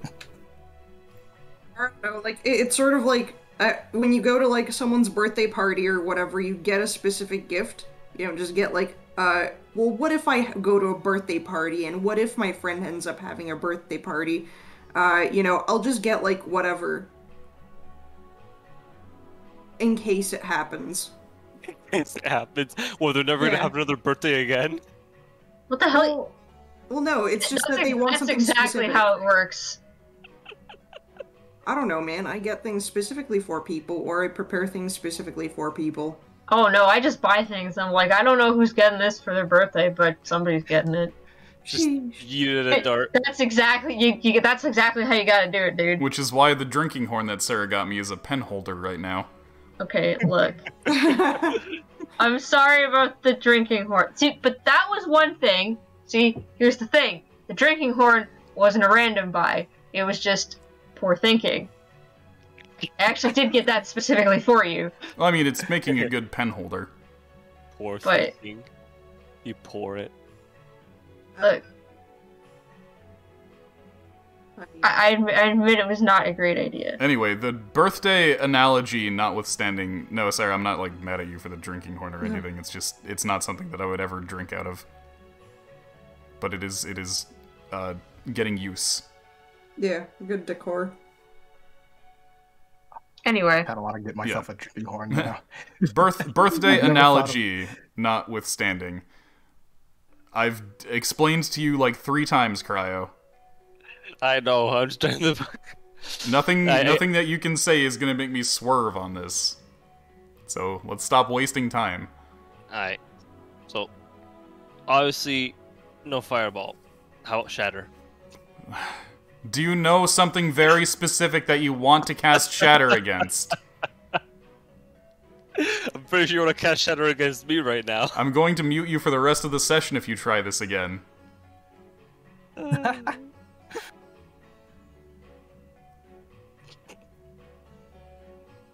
Answer the question, do you have something very specific that you want to cast Shatter against?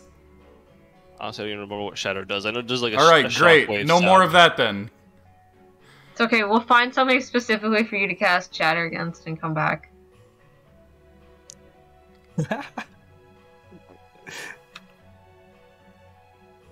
These are meant to be very strategic, very delicate pieces of equipment. You're not supposed to be using these willy-nilly. We will I leave wouldn't the use it. dungeon Yeah. to come here and get Shatter for you. Yeah, I wouldn't use it willy-nilly, that's the thing. Like, I joke about burning Well, you're down just, forests. Yeah, have, I well, could that's have. the thing. They're not supposed to be something that you just walk around with in your pocket. What happens if an enemy fucking sends an invisible imp to steal one out of your pocket and fireballs you in the face? About to reach deep in my It's pocket. another big what if. It's going into my nature's pocket. How about Yeah, that? the what-ifs they have are for Nature's contingencies pocket? for how could this go wrong. Yeah, shove it up your ass? Yeah. Yeah, Anyway, yes. Oh. yeah, the what-ifs are for contingencies for if they go wrong. That's why they need you to have a very specific plan to use it if they're gonna be handing it out. Anyway, I'm done with this topic. That's fine. I'm gonna shatter my bowels so I can take a shit properly. Oh.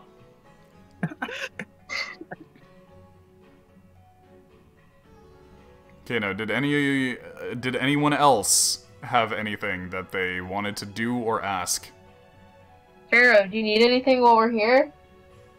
I think the sweet tattoos. Pharaoh says give me treats. Okay, give Pharaoh a treat for me. Here, Pharaoh, have some paint in your face. Cool. I wouldn't do that. But that's all that's in my hands right now is paint. I'll look through spell lists and things later for like possible tattoo, but that's later. Well, Come up with a... Tell you what, here's what our Arugi and Honey came to me with. They came to me with concepts that were very specifically designed around their character. Things that happened to their character, things they had an emotional attachment to, and things that they're planning on doing with their character. Directions that they're planning on their characters to go. Come up with something like that. Something very personal, with like a design in mind as well. And then we can talk about the tattoo. Okay. Yeah, like, that's like one thing I want to get, Shit, but I'm not you sure getting tatted too, Wally? Yeah, I was thinking about it. Hell yeah. Let's all get something near and dear to our hearts. Matching tattoos. Everyone. I don't want to match with you. Let's get that. no, we absolutely need a Funky Crunch tattoo. Like right Oh my God. right on our left chest, like right above our hearts, fellas. Oh, right above our hearts. Like, I feel like We tattoo each other's names. What would a Funky Crunch tattoo do? Just all our names on. that could be like just like some other tattoo we do for like core members. So it's like, It oh, doesn't I need don't to know. be special, guys. We just go to like some random dude and like some back alley and When you for the koala. Oh, I was gonna say, when you poke the Funky Crunch tattoo, every other person with a Funky Crunch tattoo feels it getting poked. Yes. Yeah, that's what I'm thinking. Just something like that. So it's like, oh nope, that's not the real Ardeus. What if it was able to activate telepathy for like a short amount of time? Ah, shit. The Oh, friendship fuck. tattoo. The friendship tattoo. Wow, that's okay. Yeah. Yeah. So I don't know about you guys, but that sounds like a kind of That tattoo definitely our days sounds want like to get. something we would use. Yeah, yeah, that yeah, sounds some really kind practical. of telepathy thing. Anyway, in that case, put that idea forward to the Karemians, and they'll start research on how to make non-Karemians act like Karemians. Yes. Yeah. Absolutely, 100%. Putting Okay. it forward. Okay, there you go. And then Wally, you can put your ideas and stuff forward about wanting your sneaky tattoo. Yeah, I'd like a sneaky tattoo. For me to be sneaky. And they do remind you that you need to be training and practicing and working on your psychic gift in order to make use of the tattoos because of how they work. Ardeus Do I work on being that? Ardeus being a mystic, super easy for him to work on his psychic gift. I mean, I talked to Wizard. Yes, I was gonna say, Wally, a little less easy than Ardeus, but Wally is still exercising psychic powers. 1, talking to Wizard, and 2, Wally just got a new way to do so, which is psychically controlling Dolly Wally. Yeah. Oh man, let's How- increase the level of our other brain. Yeah, I guess using the yeah, using the Monoceros is one thing that Yax has been doing. And Oh, then, okay. yeah, Iskra needs to find some way to start practicing psychic powers. Well, shit. Having a lift. Ah, shit. Time to do that one Time to pizza meal. work out at the where you eat library. Pizza with your. Yeah. Oh, time yeah, to bend psychic spoons with pizza. your mind. Yeah. Same with Logan. Logan hasn't exactly been doing anything psychic. Yeah, I was gonna ask, like, what about Logan too, or like, I mean, Yeah. We give both of them spoons. Okay, so, in that case, If shall you I... told those two to bend spoons, Olivier would just bend it with one hand, and Well, Logan would invent a machine Yeah, to bend Olivia, it for yeah. him. But, yeah. Yeah, Olivier would become master at psychic powers. He'd bend Olivier spoon would- and just open his third eye. Olivier would be Oh, like you. that wizard that's be like, I cast Shatter, and then punches things. I cast Fist. I guess fist, Yeah. The muscle wizard. conjure fist, just ora. Yeah. But yeah, for Olivier, Iskra, and Yax in specific, this is going to be kind of a more difficult undertaking considering all you guys have like 8 intelligence. I got 10 intelligence. Oh, there you go. I You wanna got 10, do so it's slightly research. less bad for you. on this K-Jack guy, even though that's not really Yax's forte. Yeah. We'll go back and tell Bryn to do it. Yeah. Get your interns. Speaking of your interns, we're out and about doing stuff, and they should be back by the time you get back to Kremios. Nice. Very But cool. anyway, in that case, if nobody has any other questions, I'm going to go ahead to the end of Ardeus' tattoo procedure. Hell yeah. Okay, so your tattoo is now existent in its rudimentary form. There's no colors on it. It's basically just a sketch at this point. Man.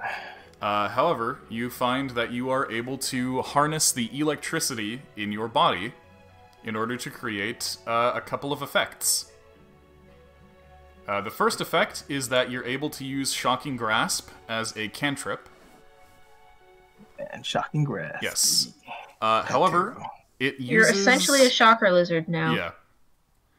Nice. It uses your intelligence. Okay. I mean, that's what I use most of my mystic stuff for. Yeah. It's So, mystic stuff. yeah, mystics normally don't have cantrips, but this is essentially now like a mystic cantrip for you. As opposed to a bard or warlock thing. So, yep, you have Shocking Grasp, which is just you grab somebody and do lightning damage to them, and then they can't take reactions, I think. Very cool. And so you can do that with your right hand. Basically, you can Shocking Grasp somebody. Time And to then cut off Ardeus' hand. I know. with your left hand, you've unlocked a power as well. With that hand, you're able to use Lightning Lure as a cantrip. Oh, lightning lure. Yep, which is just you yank somebody towards you who is within a certain distance, and then if they get close enough to you, they end up getting shocked by the field of electricity that you use to pull them towards you. Ah, pretty neat. The right hand, shocking grasp, and left hand, lightning lure. Yes. Boomer humor is weird. What was that? Boomer humor is weird. Boomer humor? Yeah, you know, like them boomer comics. This would also Yeah. be using it. Yep. Sorry, go on. Yeah. Both of them are essentially mystic abilities for you, so they both use intelligence. Okay. I just saw a comic. There was two ladies. One was walking a dog, and the one with the dog says, "I got this puppy for my husband. I think it was a fair trade." Lol. That's pretty good. Yeah, it's pretty good. I like Like, how... why these people trying to fucking trade in their husbands and wives? Because it's the most relatable thing, because boomers got married under, like, economic pressure and stuff, and the pressure to perform, and they ended up just jumping into relationships with people they fucking hate. At least this lady's got a dog now. Yeah. That's Which is pretty cool. why the majority of boomer comics are like, please, me kill wife. Ha ha ha ha ha ha. Wife complain to me loud, me Okay. hit her in head with hammer. Ha ha ha I ha. found Funny. I found a post that's like, just replace spouse in boomer comics with your boss, and they get funnier. Yeah, then it becomes It's- a millennial joke. Yeah, it becomes a millennial joke at that point. But Alright. It's funny. Yeah, it's not that the comics themselves are funny from the spouse thing. It's that it's funny in a meta way because you're laughing at the condition of boomers. True. Is this the comic? Yeah. Oh, I see. Yeah, they always draw like this too. With the eyebrows like coming off of their head like, wow! What is this dog looking at this lady for? I also found another post that says, "Beware, stop using the abbreviation LOL. LOL stands for Lucifer, our Lord. Satanists end their prayers by saying Lucifer, our Lord, in short, LOL. Every time you type LOL, you are endorsing Satan. Do not use Amazing. LOL ever again. Keep Satan out of your life. Share this advice to Muslims." And, like, you know the whole thing where it's like, you know, like you black out, like, a part of the text and then write something else in place of it very obviously? Yeah? So the share this advice to Muslims part, the black part is over the Muslims, so, like, there's something, or rather, like, it was under the Muslims part, so we were sharing it to someone else beforehand, but it was, the meme was changed. The meme was changed. Wow. Yeah. I'm like, that's pretty cool.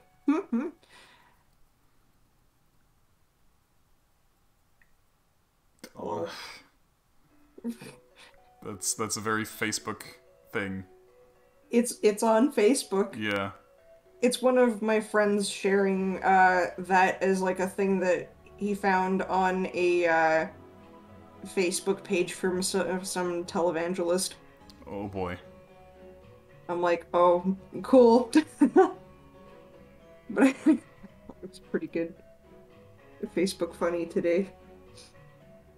Anyways, back to D&D. Yeah. Mark Zuckerberg presents Dungeons and Dragons. You think Mark Zuckerberg plays a Warforged?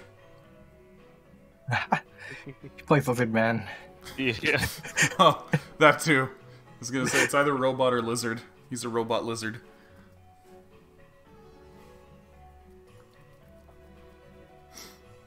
Alright. So yeah, those are the powers that Ardeus has now unlocked through the powers of his tattoo and his advanced psychic training. You can now Shocking Grasp and Lightning Lure, and then the powers for that will expand as the tattoo gets filled in and as you practice with your psychic abilities. And this is attuned, right? Not yet. Oh, okay. Yep, it's still very simple and rudimentary, so it's not taking up an attunement slot just yet. Alright. I was saving an empty attunement slot for this tattoo, so... Yep, you still have access to your 3 slots, though just keep in mind that once it gets fully filled out, it will probably take an attunement slot. The in-lore, the in-world, like, explanation for attunement slots is just that spirits get confused when there's too many of them around and they don't know how to function properly. All like together. They have, like, software compatibility issues with each other when there's too many of them around. Like trying to run a bunch of programs at once and your computer can't handle it. Yeah. Okay, guys, anyway. I have like 4 brains. In that case, are we ready to... That's probably all the things that I'm attuned to right now, talking to... Are we ready to return to Keramios? I think we're ready. Can we do more research about K-Jack while we're here, or are we just gonna rely... Well, what do you want to know? Your mom. Oh. Basically, like, personally, what do you want to know about K-Jack? So mostly the what function of the Corvid, to be honest. Well, the Gravaymen were just tools that the Kuramines were using in order to secure their independence. Because the whole thing about the Kuramians is that...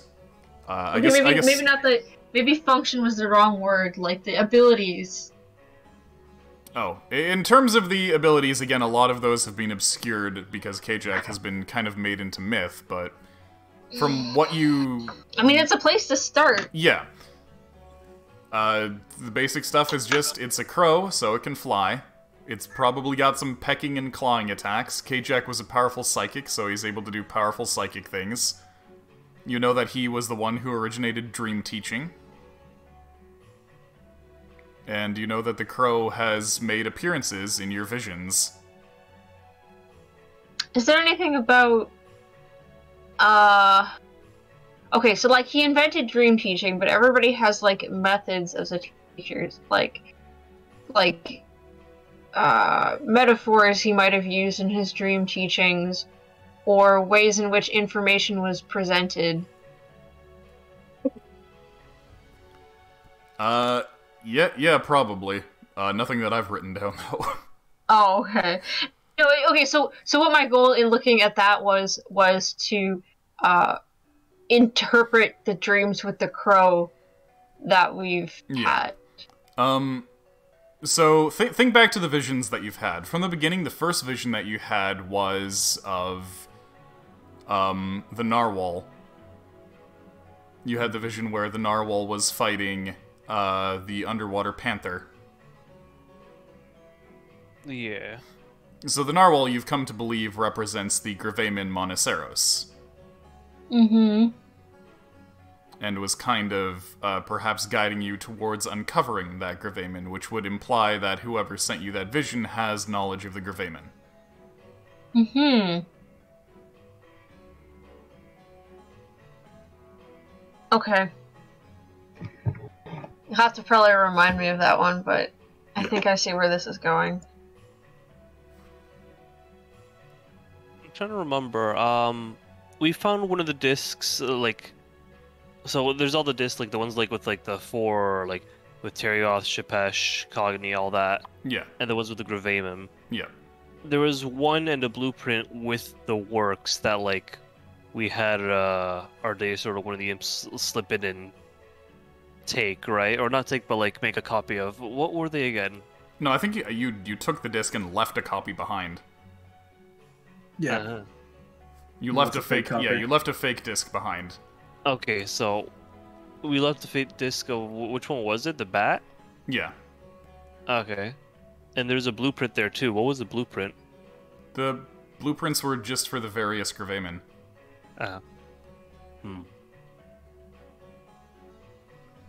Yeah, you made a copy of the blueprints, you ended up photographing them. Using Yeah. your photograph spell. Yeah.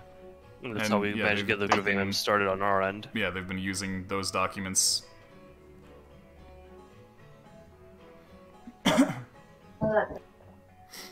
Okay, I'm trying to remember what was what right now. I think we're gonna have an epic mech battle soon.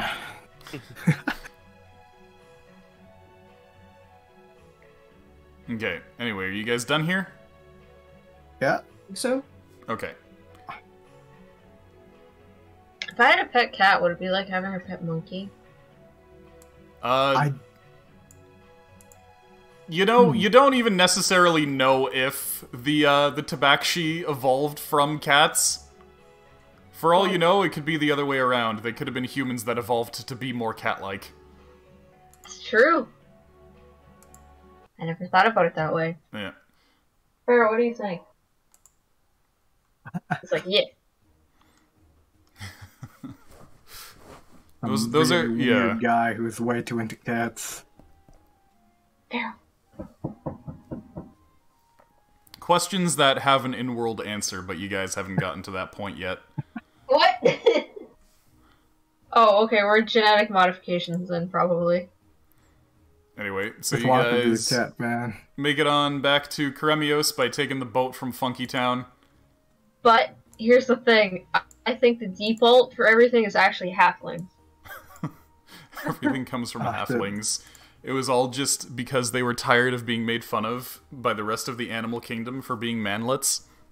Yeah. So they were like, we're gonna spawn off into a bunch of tall races. No, we're gonna genetically engineer ourselves Yeah. into a bunch of tall races. And then we're gonna make like one shorter race just so that we can make fun of them. Fun.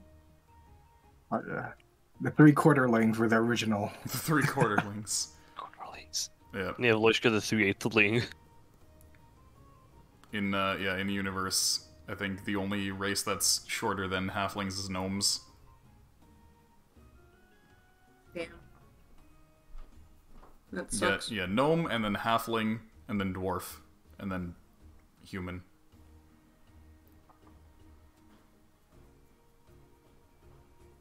Okay, so you guys make it back to Karemios. Let me just, zoop. And you come here to your office, and let me drag Bezra into here.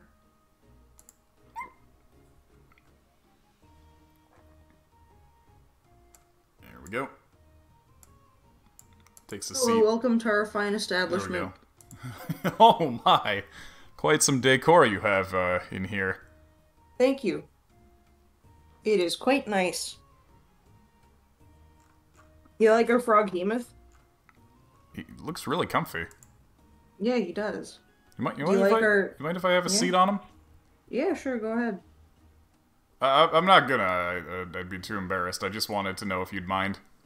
No, no, it's okay. Look, we'll sit with let's you. all sit on it. We could all sit on it right now. Yeah, okay, let's Everybody go. sits Let's on have it a like meeting. like a big beanbag chair.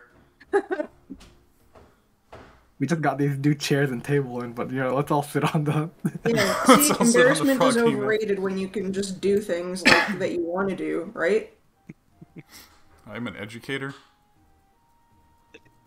Yeah? So yeah, your return trip to Karameos is less eventful than your expedition out, for sure. When you make it back home, you introduce Bezra to Noelle and Chirp. At first, Chirp seems disoriented and confused at Bezra's presence.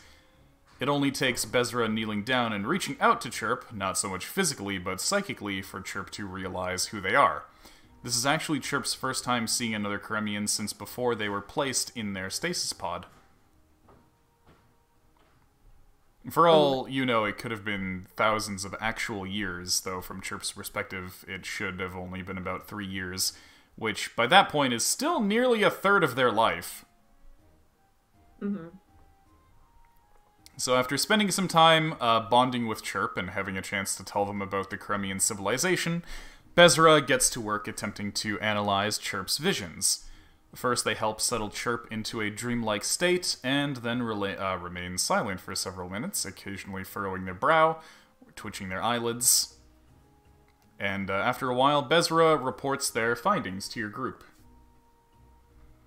Well, there's no doubt about it. There's certainly an entity attempting to reach out to the minds of other beings around it. I don't believe it's targeting Chirp specifically, however. Since Chirp is Karemian, they're simply more sensitive to psychic signals like this. Some of you may have experienced similar visions at times when your minds were more open, perhaps through the use of hallucinogenic substances. Yeah. Right, well, those visions are definitely coming from one source. Whatever the source is, it is a powerful psychic force to be able to send out thought waves over such a large area around it. Truth be told, in all my years, I've never seen such a wide-reaching signal put out over such a large area so consistently. In terms of what I can tell you about the entity behind the signal, I believe their mind to either be highly warped or highly different from our own. The messages are chaotic, like trying to communicate in several different languages at once. And they don't feel exactly mortal. There's a certain monstrous quality to them, like the mind of a great leviathan corrupted by Orphan. Similar, but not exactly entirely the same. I can say that whatever is contacting Noelle and whatever is contacting Chirp are two different entities. Oh. What? There's an incredible amount of negativity in the voice of this creature as well. I can sense from it a cry of pain and a volatile lashing out at the minds around it. In terms of the direction of the source of the signal, it is definitely on land. I can give you a vague inclination that it is located to the distant northeast. I suppose it's then up to you if you want to investigate further. Yeah, I think that would be good. Like, Northeast? Let's see the map. Once he Okay. said online, I had a feeling that it'd be in the Faster'n Wastes. Far northeast, I guess. So north, south, east, west. That's, I'm guessing Finna Grand, but past that, I guess. Yeah, way past that. Did we ever go all the way up here? Yeah, you did. Yeah, because Yeah. we found the, what do they call it, the Rukasha or whatever, the centipede bugs that breathe fire. Yeah, We I mean, have- more importantly, you found the You know, Karemian up there. Right. like, would you be able to draw a line to where? No, not No. so specifically. Yeah, the Caribbean, it was up here, right? Where I put the purple dot. Yeah. Yeah, okay. So, ways to find this, I'd think, like, maybe one of us being me, opening our minds as we head towards that direction and see if it tries to contact us as we're getting closer and closer.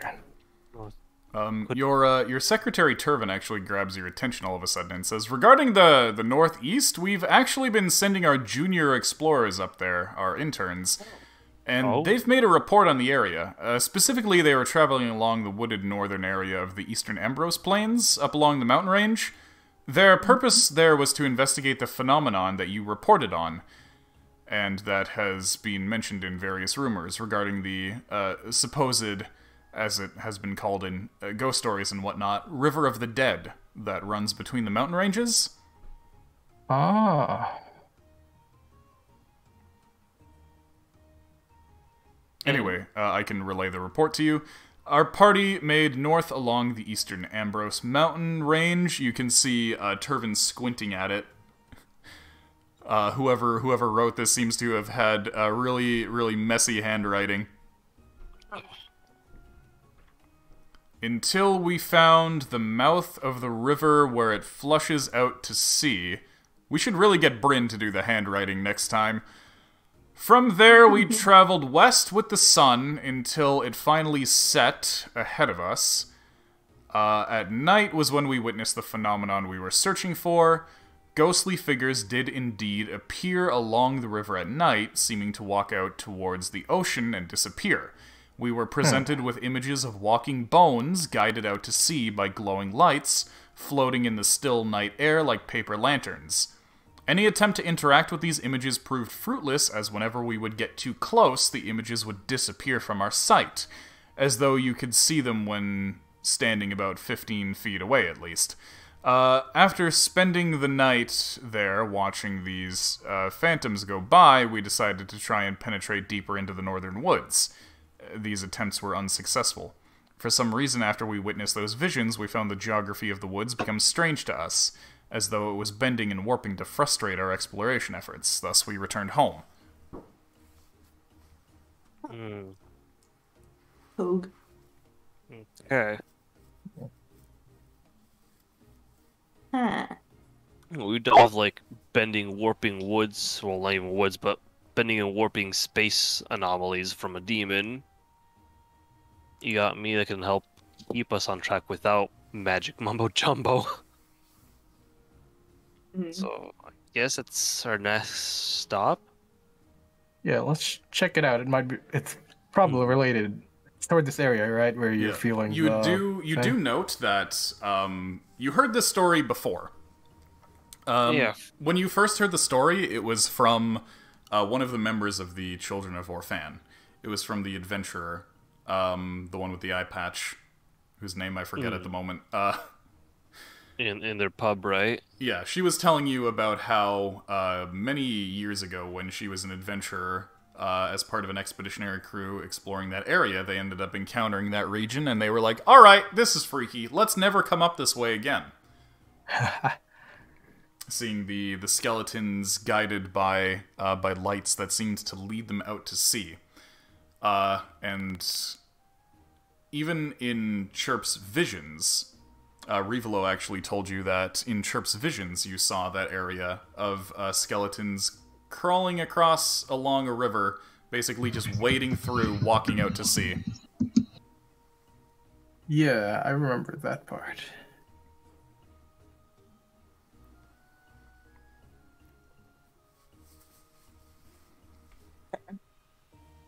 Somewhere around Yeah. here. You kind of pinpointed the area. It's the river between two mountain ranges. Yeah, let's Where you've check it out, maybe. circled, made a red dot, and even made a little rainbow. I don't think you could have possibly indicated this more unless you made an arrow. It's It's gotta be a What big is it? red arrow, just... Yeah. Oh, I see. I don't know why it's getting all cut up like that, but sure. It looks like a fucked up sandwich on its side. A rainbow sandwich. What of Oh, it's like a burger. What about Noel? Well, because, I already forgot the, Burger Kremian's is a name. fucked up The sandwich. Kremian's name? Bezra? Yeah. Yeah, so, like, he checked with Chirpa, what of, like, Noel's nightmares, so we already know Yeah, it's, like... as far as he can... Sorry, as far as they can determine, it's not related to Chirps. Yeah. They can't really help us pinpoint where Tophis is, right? Or at least like a general area. In terms of a general area, try the ocean. Yeah, okay. I figured as much. Okay, we can stop indicating this now. I think we've indicated it. Okay, we could maybe take a cheeky look at it. Oh, it's a what bear. Oh god, it's a what bear. Oh god, it's a what bear. Fucking hell. What? What's that? So I guess this is where we're going next, right, Pharaoh? Alright, in that case, anything that you want to stock up on before chartering an expedition over to that? What's our secretary's name again? Torval? Turvin. Turvin. It's being licked too. I want to look into the workmanship on this charm, this necromancy charm. If he knows anybody, I don't know. Maybe this would be a Samaria thing. Do you have any specialists that you can think of that would be able to help us analyze this? Otherwise, I'll... I don't. That's why I'm asking you. I mean, we do know a dude at, what's it called? At Wally's school who's getting budget cuts right now. If it's necromancy, right? Yeah, you have Gordon R. Dixon, the necromancer. Oh, yeah, He'd that's probably right. enjoy some payment for researching something for us. Well, no, I'm more thinking about identifying who created it. I mean, because even though you might not be able to track and put the spell on it, you could like track who made the charm. You know what I mean? I'm thinking of it more in a more mundane kind of way. Yeah. Just kind of being like, yes, this is work of people from this place, usually. Okay. In that case, we can have it mailed off to the necromancer while you're on your expedition, and see if we get any information back. What would you like to offer him in terms of payment? Maybe we should ask what his rates are? What are his rates? Well, that would, We have sending. We could, like, send him a message, right? It's considered rude to send somebody a sending message unless, like, it's an emergency. Okay, would 50 gold be too much or too little? Basically, how much gold maximum are you willing to spend? Whoever carries the charm to him can bring that much gold. 100. I would say 100 maximum. Yeah, bring at least 100. Okay. But start at 50. Start at 50. You guys don't really need to be cheap. You guys have thousands and thousands of gold pieces. Start at 75. Slightly unrelated, but the assassin, she had like some figure or something as well? That's what you're bringing. That's this thing. Okay, I figured. The charm. Okay. Or did you mean the glass unicorn figure that you found in the place? Glass unicorn figure? Okay, I thought that's what you meant, because that's the only thing that I know of that was like a figure. Okay, I meant like the assassin charm primarily, but what is this glass unicorn? The glass unicorn was what we found in battle before. It was like a little before battle. It was unicorn. True. Just in the office of that place, there were a bunch of little glasswork things like magnifying glasses and whatnot, and the only one of them that appeared to not be like super old was the glass unicorn.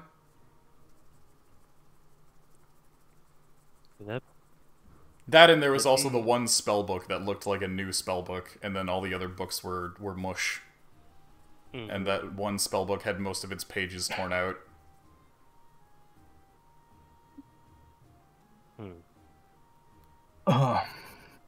We left that, like, torn spell book behind, right? Well, you took the page with you, and Wally copied it down. Yeah, okay. Yeah, okay. And the glass unicorn is like key to unlocking memory or something. I mean, did you snatch it up? Yeah. Okay. You got a cool little glass unicorn figure. Neato Bandito. Yep. Yeah. Okay. That's right, Phil. Neato Bandito. Alright. In that case, anything you want to stock up on before heading out? Didn't we Cherry need some of bombs. that knockout the solution that we were thinking about before, and we didn't know if we had it? Yeah, do you What's guys that want stuff? to... Chloroform? Basically. It comes in a couple different forms, but it's the lemon balm. You got the lemon balm seeds, which you can use to grow the flowers, which you can use to make an area, have like a little sleep powder, or you can get the nectar from it, which is what you use to make somebody ingest and then they fall asleep. Can we, like, grow our own? Yeah. Yeah. It's that would just, be pretty hot. yeah, it doesn't grow super easily, so you just gotta have, like, all your specialists on it. I think they did give you some, like, seeds to do that. Oh shit, let's go. Let's Probably. plant that shit, like, immediately. Yeah. But it should be in the, custom stuff. The reference document. Let's see. Yeah, lemon balm honey is 50 gold pieces a vial, and the flowers are 25 gold for a seed bag. Mm-hmm. Okay.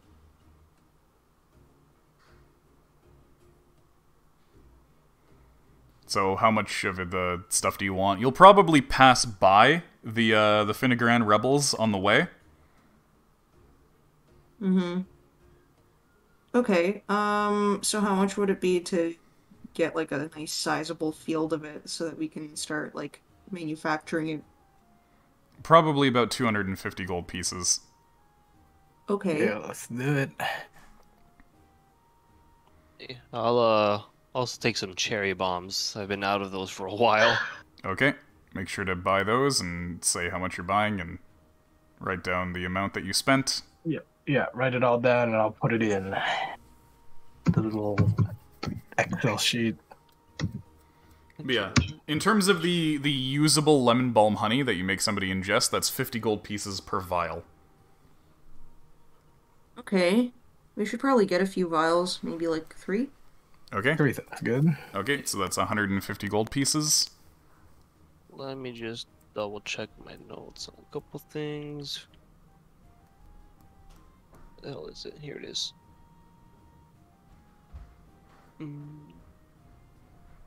How much can I Ow. I can only sling 10 bombs at once, right? Yeah. Yeah. Okay. I'll get 100 bombs. Where Just are you post going to it on stick the them all? Discord and I'll Yeah. paste it in this thing. Yeah. Everything you're buying.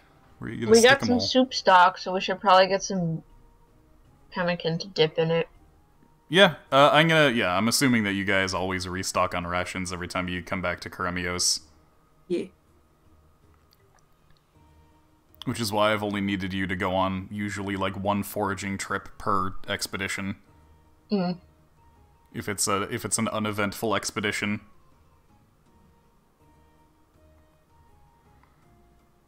Okay, so you're restocked on food. You got 3 lemon balms. Make sure to write that down in your copybook. You got the lemon balm flowers, which you guys are going to be sending back home to plant. What Carrying else? I guess I could take one of the lemon balms. Yeah, since you usually like to get Wiz the Liz to drop it into a monster's mouth. Yeah, good tactic.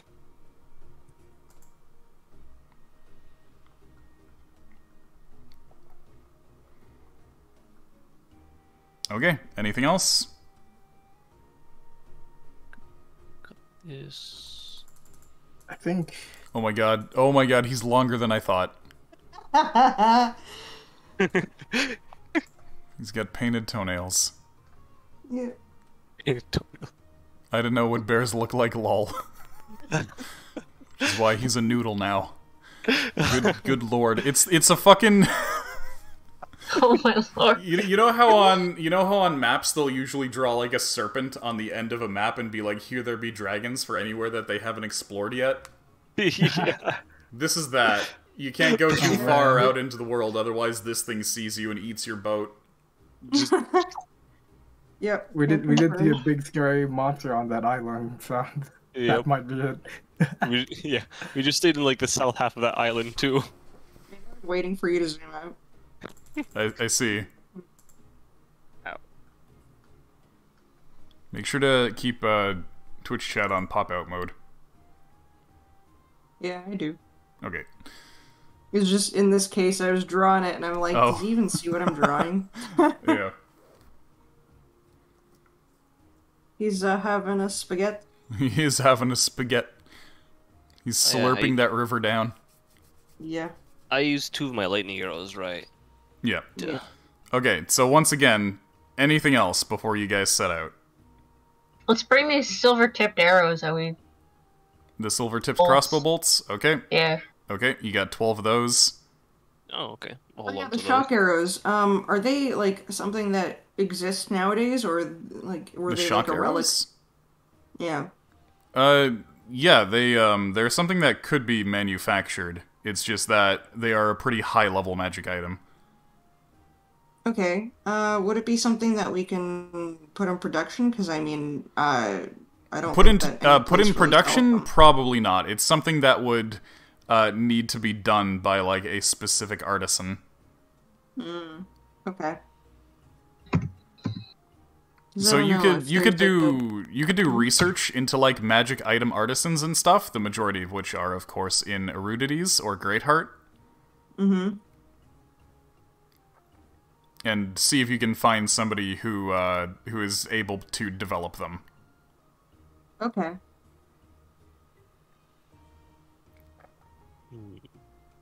So I guess we can keep one for like a reference. Yeah, yeah, I guess you yeah. can bring that forward and be like, do something like this. You could try to bring it into, for instance, the Monster Slayers boutique. Mm-hmm. Who've given you such things as the Tangler Grenade and whatnot. Or you could try to go over to Erudities and be like, Yeah. hey, is there anybody studying magic right now who's able to put spells into objects like this? Yeah. I wonder if we could give it to like Monster Slayers so that we can do it in like a science way. Scientific. Instead Okay. of having it be magical. Okay. Okay, we do that. Do they need any money to help produce it? If you give them the arrow, they can try to, like, make it a product. Okay. You give them arrow. Okay. I'll do So that. that Iskra can have more arrow. Yeah. Because of that or they're nutty. Fuck. I'll make note that du-du-du.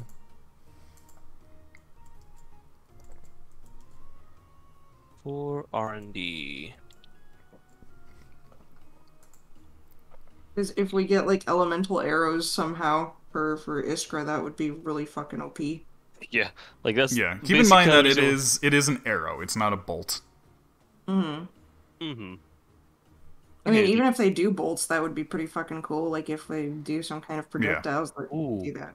So Actually, basically, you could be like, "Hey, can you make this a Usable crossbow by- bolt?" Yeah. Yeah. Even then, it's still not something that you can like fire. Oh, you know what? I totally let you fire 2 of those in a round, didn't I? yes. Pretty sure you did. Yeah, you Yeah. did. I probably, you're not supposed to. I probably shouldn't have because it's supposed to take an action to use. We'll count that as a I forgot. Okay, because I thought it was like because it's an item, it's an actual arrow. It just has the spell loaded into it. I'm not Yeah, casting a it's spell. just usually for a magic item like that, it'll usually say like it takes an action to do this. Just so that you're not like a fighter who uses action surge and then shoots 9 of them in one round. Equivalent to a level 3 spell, just being shot like Yeah. a machine gun. Usually it'll be like, as an action you can fire this from a bow. Yeah, since normally you're only supposed to create one of these using the actual spell. Because it requires your concentration. But this is... It works a little differently from the spell. But, yeah, basically I would have it so that you could only fire one per round. Yeah. Like a spell, basically, I guess. Yeah. It's kind of like... Consider it like a piece of artillery ammunition. Yeah. So you gotta load it and then fire it, and it just takes an action to do that. Yeah, creating more opportunities for Iskra. Yeah. Yeah. Because I feel like whenever elemental shit comes up, all of our physical units are like, okay, time to brute force it. Brute force are like, let me run away, get my sniper rifle, and just... Yeah. Oh, Well, no, something's we close don't to me, have let me drop elements, it. so we just have to punch as hard as we can. And Yeah. eventually things happen. And then just like, oh, cool. Things are too close to me now. I gotta abandon this sniper rifle. Yeah. I want a magic egg, says Rolf. Magic Yeah. +1 keg. That's pretty good. Okay, anyway, so for the fourth time, anything else before you guys set out? I think not. I think we're good now. Thank you. Okay. In that case, let's travel over land towards this river. What route do you guys want to take? We could go up towards Crowquill, and then start heading Follow the west. river, maybe. Yeah. Okay. Yeah.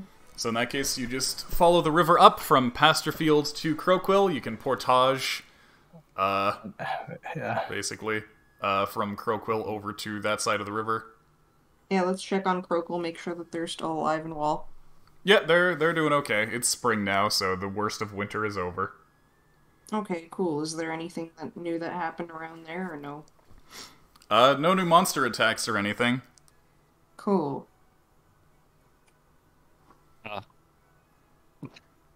Do they need any support? You've been providing them with plenty. Okay. Yeah, Alright, you can stock. There's no new developments in Crowquill at the moment. I've been focusing more on getting Funky Town together. Yeah. We They're having a pretty good time, so it's good. we didn't see our actual interns. We just heard about them, right? Yeah, they're out doing other stuff. They Are they just picking wrote up a you a letter. reputation? The interns? Yeah. I mean, people just see them as part of the Funky Crunch. Yeah, but like I figure that they're like the Funky Crunch, like 2 Light. points or whatever. Mostly Yeah. mostly people just kind of know that the Funky Crunch is a group full of oddly helpful weirdos. Oddly Alright, helpful. very good. Okay. They have a hard time distinguishing individual members so much. They're always just like, yeah, these weird guys came up who, for some reason, had strange powers to fix our specific problem. That's pretty good. And they seem to have, like, just bucket loads of animals with them at any given time. They've taken some of our animals too. Yeah. Well, we were like, so. They were like, They just they came bought by. more. They were like, "Oh, yeah, we can extract this meteorite that fell on your sheep farm, but in exchange, give us a couple sheep." And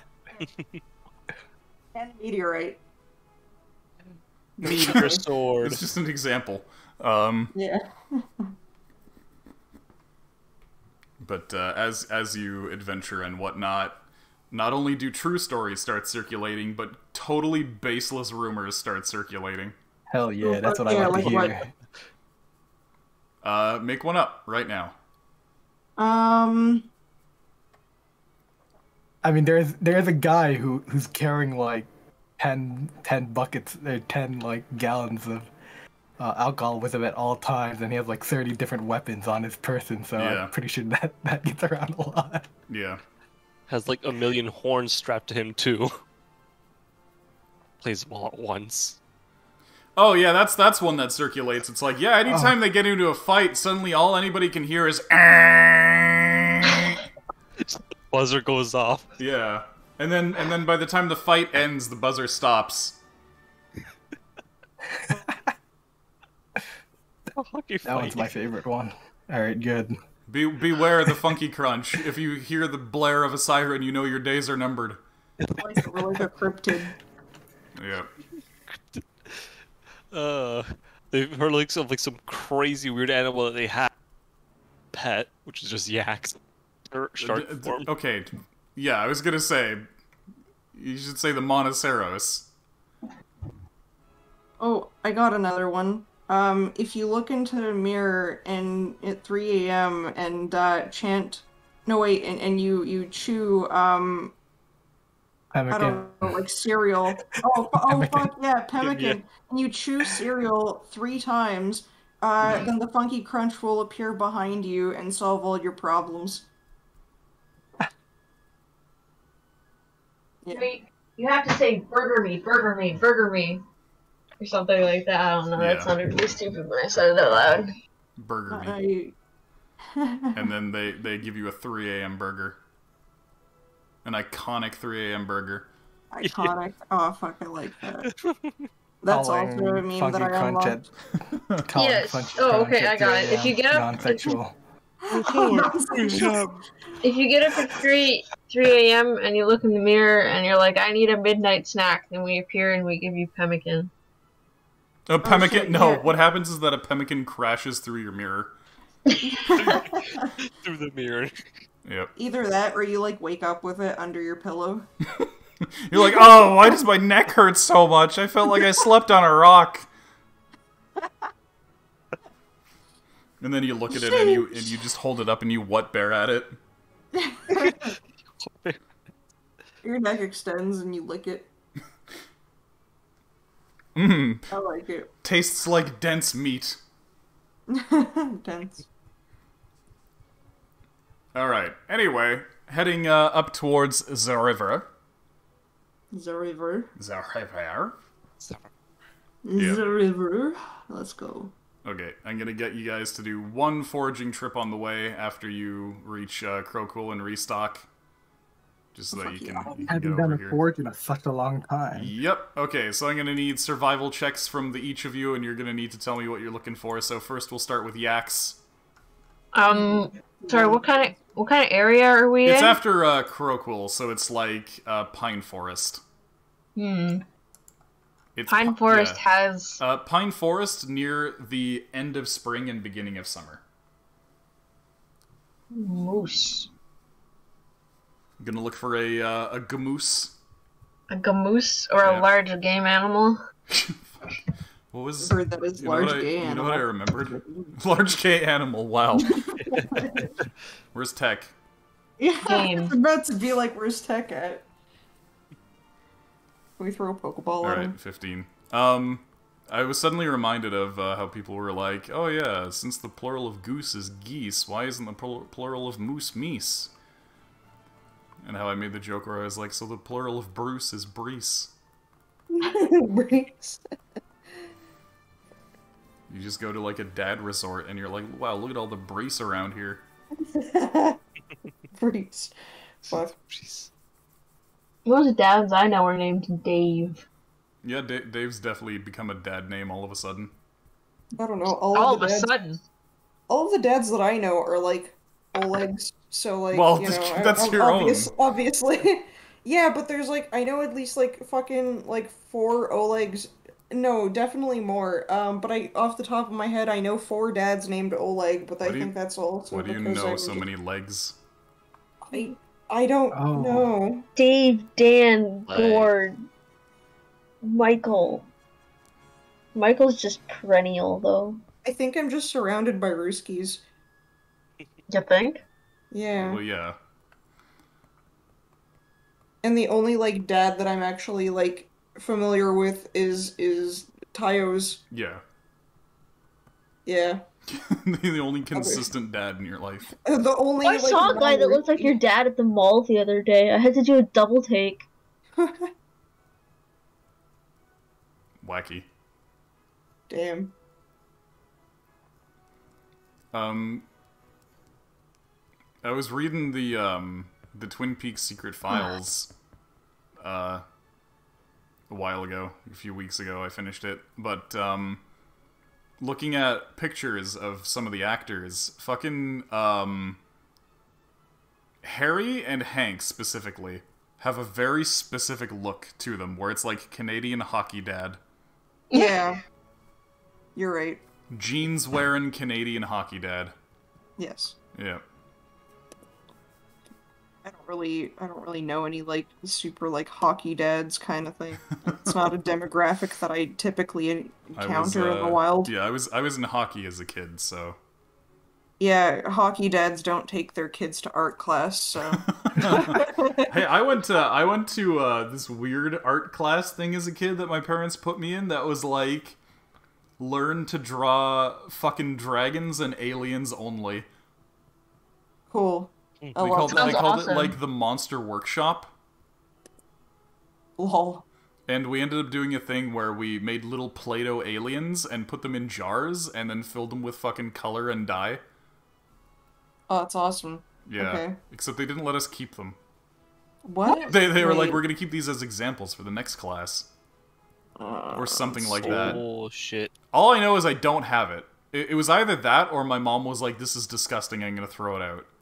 It was one or the other happened. Also, fucking while I was there, a kid just sprayed me in the face with cleaner and I ended up getting an awful fucking boiling rash on my face. Fuck the hell. What the fuck? I don't know why, they just had wild Windex, and the kid just got his hands on the spray bottle and thought it would be really funny to just spray me in the face with it. And I had a horrible reaction to it, and my mom had a shit fit and was like, I'm gonna talk to this kid's mom. And that never ended up happening because the kid's mom didn't bring him into class, he just kind of showed up. He wasn't even supposed to be there. It just shows up, sprays Yeah, I some don't know. kid in the face, and leaves. I don't know, but Oh, she yelled at one of the instructors, and she was like, I'm taking you out of that class. And I'm like, but I'm having fun here. Despite being Windexed in the face. I got to talk with the instructor, who was like 10 years older than me, about Magic the Gathering. Yeah. Yeah, I was like, wow, people could be nerds when they're older too? Yeah. Anyway. So, Sarah's looking for a moose. Cryo, what are you looking for? A goose. A goose. You got a moose, a goose. Don't be obtuse, And a caboose. caboose. Oh, shit. So I was just. Did Wally and Ardeus look for anything yet? No. Not yet. Oh shit. Oh yeah, sorry. It's supposed to be. Well, I'm gonna look for greens. Yeah. Let me know what you're looking for first, and then roll. Oh, sorry. I already rolled. Also, hey Mizu. Yeah. So Arugi, what are you out there looking for? While I'm looking for some sweet roots. Okay, sweet roots. And then Wally, what are you out there looking for? I'll look for some vegetables or berries on the ground. Okay. And then And Iskra, what I'll are? portent that Oh, with okay. a... Yeah. Yeah, I'll portent that with a 15, so I got an 18. Okay. Iskra, what are you looking for? I'll help Yax with a hunt. Okay.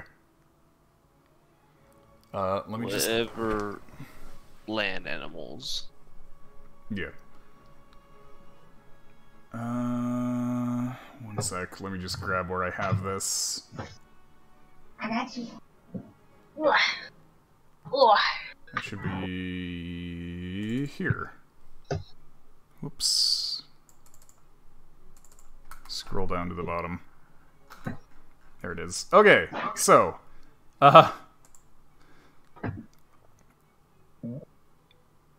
Ardeus, you do find some sweet roots. Oh man. By which you find some, one sec. You find some wild leeks that are sweet because they're growing in the shade of a tree. You don't notice a beehive in the tree. The bees chase you away, but you do get some onions that are suspiciously covered in honey. Yummy. We got honey onions. You got That's three big honey onions. Oh, Onions. Yeah. It's like me when I'm an ogre.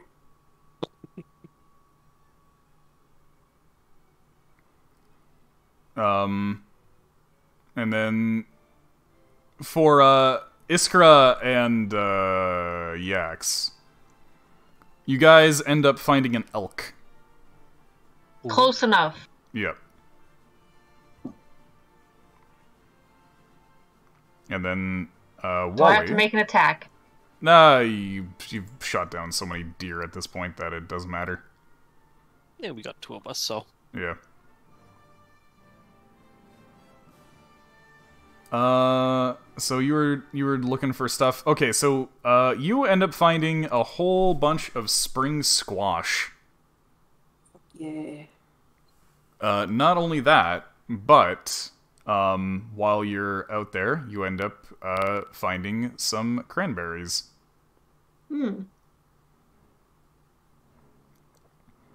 So yeah, squash and cranberries. Then Ardeas has honey leeks. You two managed to grab an elk, and specifically you also grab what the elk was feeding on, which seems to be some rhubarb. Hey. So altogether, you've got elk, rhubarb, onion, squash, cranberry, honey. There you go. Elk, rhubarb, onion, squash, cranberry, and honey. Specifically, it's leeks. Sorry, not onions.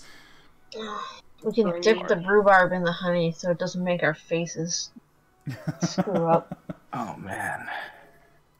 Yeah, we could probably make a pretty cool stuffing for that elk. You're like a stew. Caramelize the onions. Yeah, Oh man. Yeah, true. Make some squash. Squash. I see. Yummy. All you really gotta do is make sure it's heated through and then just Some, scoop it with a spoon. Cranberry honey.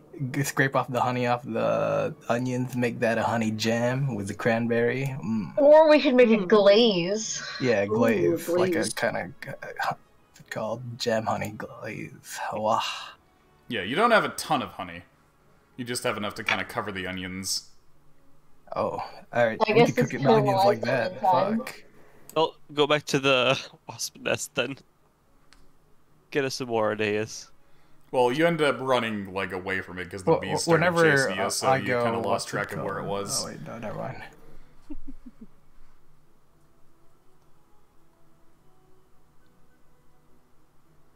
But yeah, What? I was saying that since the bees like chased him away in a panic, he kind of forgot exactly where that beehive was. Yeah, it's fine. I got the onions. That's the Yeah, main you got part. yeah, onions Girl, covered get in out of honey. my closet. No. There are some I had to things remove there. your sweater from my closet because he was going in there and sleeping on it. Sweater? Hey, Pardon? Sweater? Yeah, your sweater. My sweater. Yeah. Oh, the one you're sewing up, right? Yeah. oh no. Yeah, my hoodie. Your It's hoodie. gonna be cat. I'm gonna be allergic to my own clothes. I was like, wait, when did I give you a sweater? Because in my mind, when I think sweater, I think of like a woolen thing. Oh. Christmas sweater.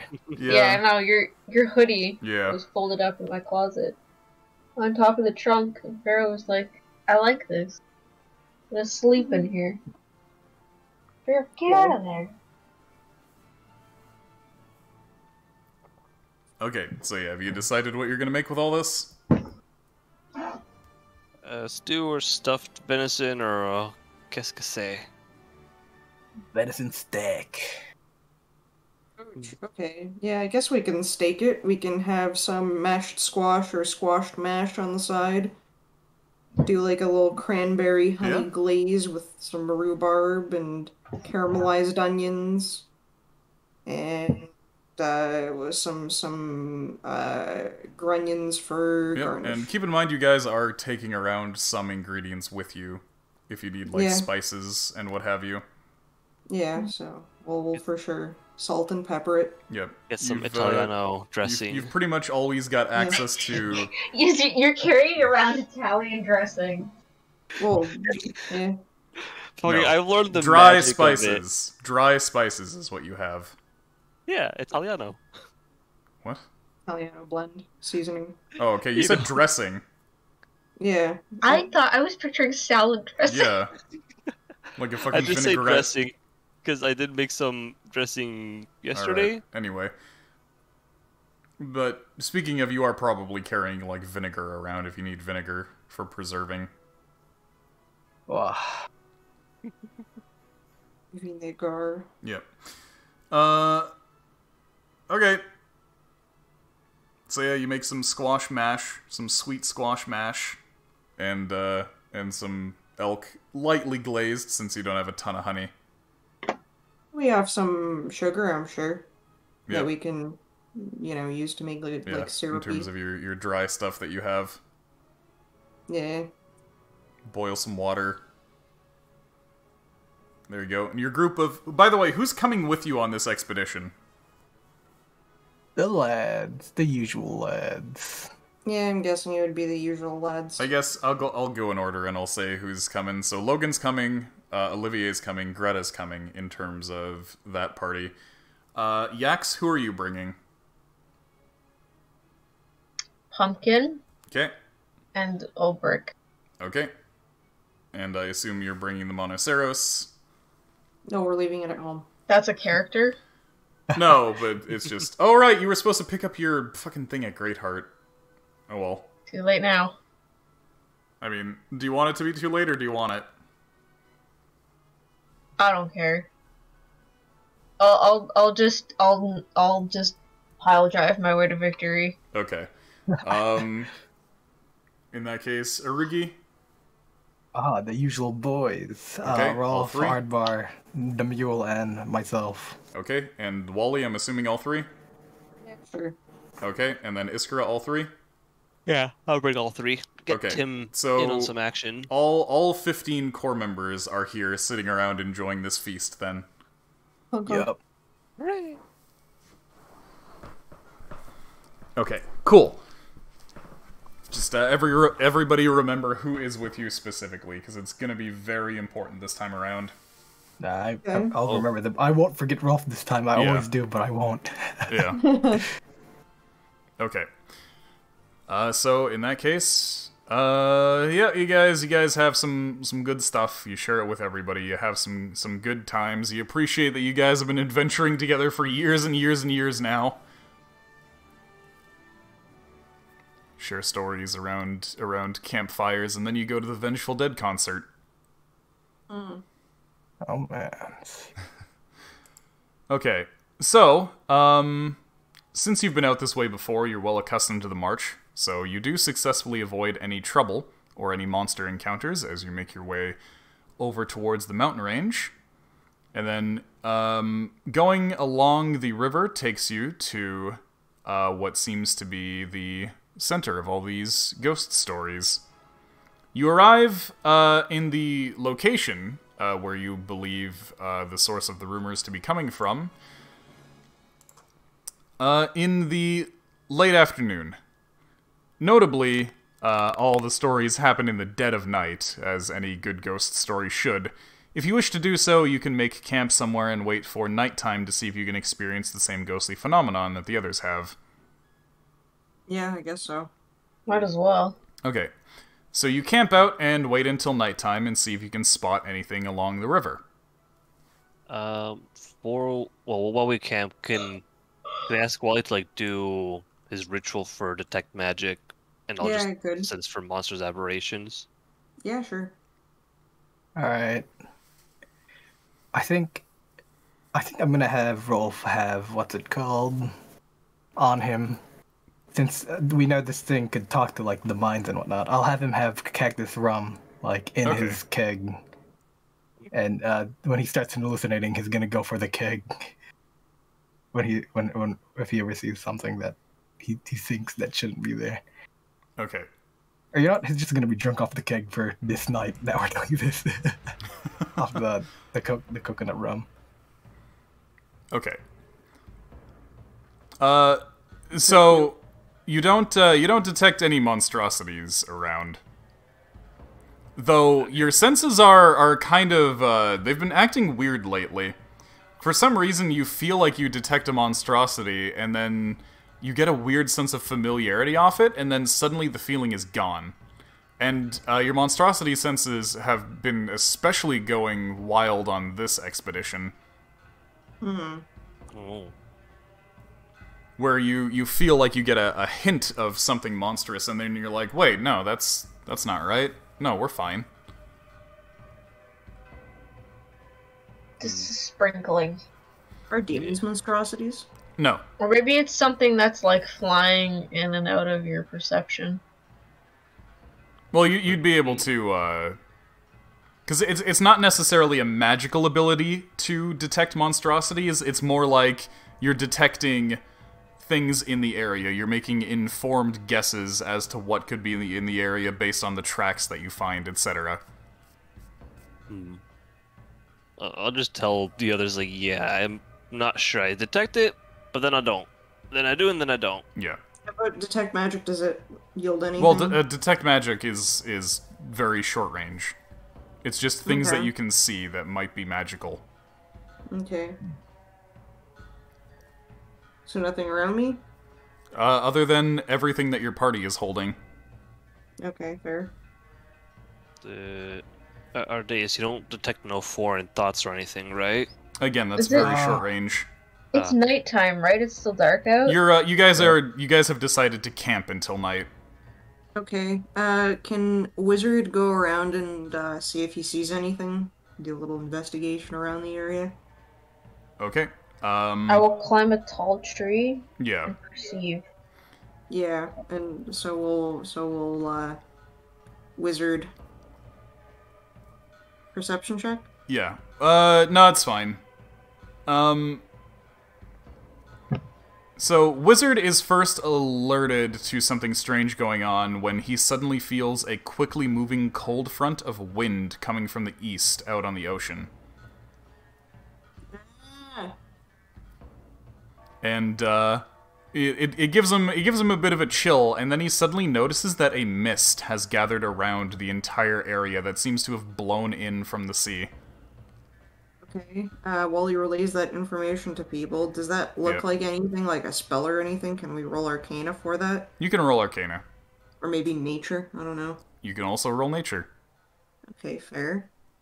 So my Nature... I have nature. I can help you roll with advantage. Sure. Well, you do know that there are spells, you've seen them used that can create fog. You've seen some of your allies use fog cloud-like abilities, so there are definitely spells that could create fog if you think this is a spell. However, it is just something that happens in nature. You're in an area with a lot of moisture, so it wouldn't be weird for it to come in. That being said, the blast of cold air snaps everybody to their senses in time for them to notice that the mist has kind of gathered really, really tightly. The mist is similar to what you'd see on a morning where it's rained the previous night. The way that it refracts the light of your campfire forms little rainbows of color. However, it's not exactly morning. It's the dead of night where there should be like a lot less light refraction. It seems to refract the light of the campfire much more dramatically than what it should. Is it made of water? You can't really tell for sure. It doesn't smell like anything. But it does seem to carry the light quite a way.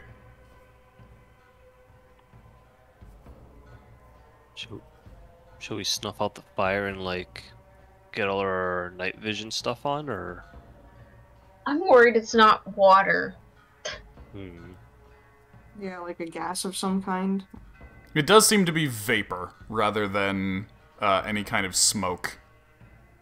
Stick out my tongue and taste it. Yeah, it doesn't really taste like anything. And it did seem to blow in from the ocean. And before likes ghost balls. Ghost walls. It's a ghost ball. Should we go towards the ocean and see what's there?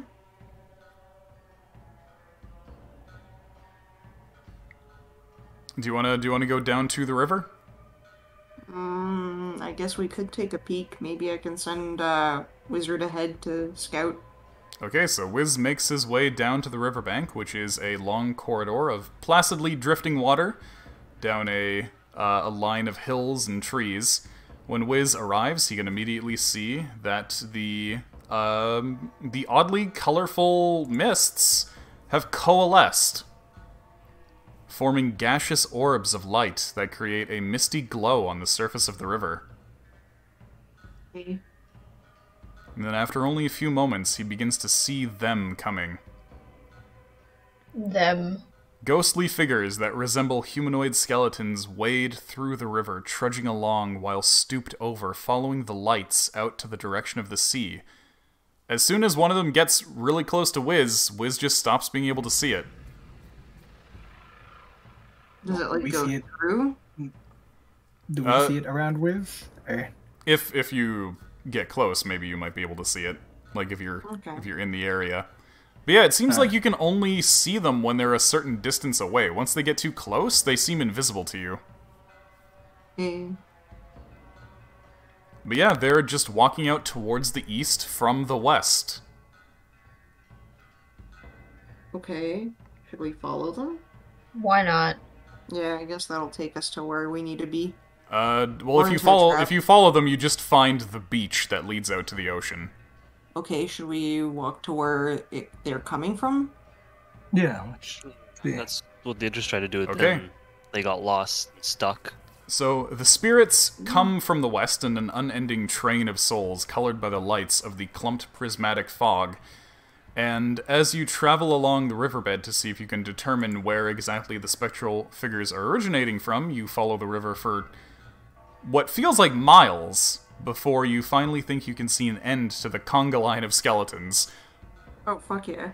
The skeletons seem to materialize from a spot that looks like a ripple in the mist, about 30 feet across. Getting closer, you can see that the light is highly distorted in that area and seems to be creating illusions in the air as though projected onto a flat wall. On this wall in the air, you can see the same river reflected as though through a mirror, but the river on the other side seems to run a bright red. I don't like that. They're going like the river Styx or coitus or something at this point. Can we see the sky? Yep. If Wiz flies high enough, he can get over the mist and see the sky. Okay, so we haven't, like, shifted dimensions or any shit like that. Not yet. Okay, so the point where the river turns red, could Wiz go there and check that out? Like how close does Wiz want to get?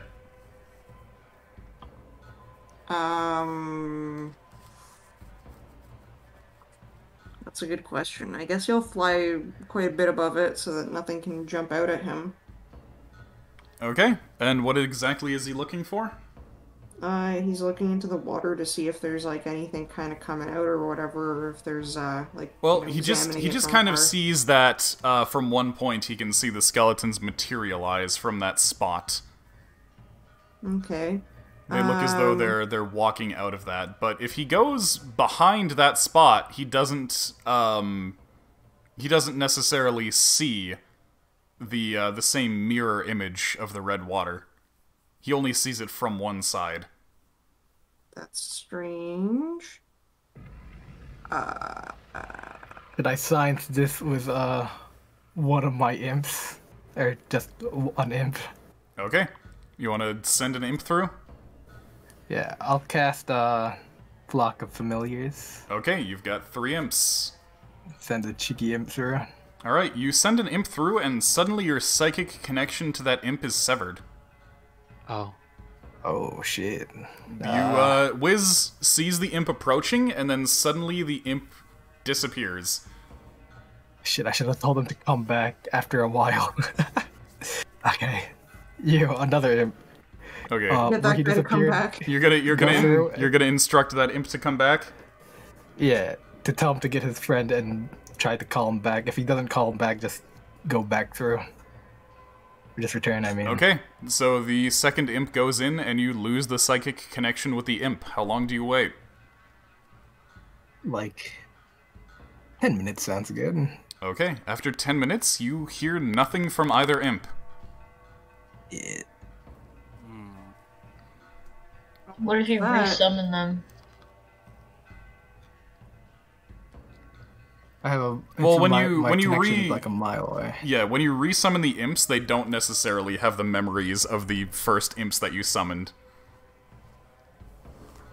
Oh. Either because they're not necessarily the same imps, or because you're essentially crafting new magical automatons with the spell. Oh, I thought it was the same as Wiz. Or it's always the same Wiz. Wiz is a little unique as a familiar just because he very much comes from Wally's psyche. Should say a lot. Yeah, like, every time people see him, they're like, I've never seen a creature like that before. I'm pretty sure these don't even exist. How did you get one as a familiar?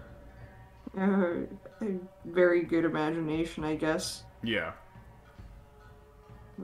A very intense imagination as a chillin'. I see, okay. He would draw pictures of Wizard when he was a babby. And be like, this is gonna be my cool dragon familiar, but he's not actually a dragon, he's actually a lizard, but he can fly. And then his mom was like, that's nice, dear. He's actually a wizard, or at least that's his name. He can cast spells and look cool, and he's got a big penis. Wow. 2 of them, even. Oh no! Stop. Well, that was snakes. I think it's iguanas, too. It's also sharks. Yeah. Oh shit. Oh shit, Yax comes in and slaps It's a narwhal! It's a cetacean! It's not a fish!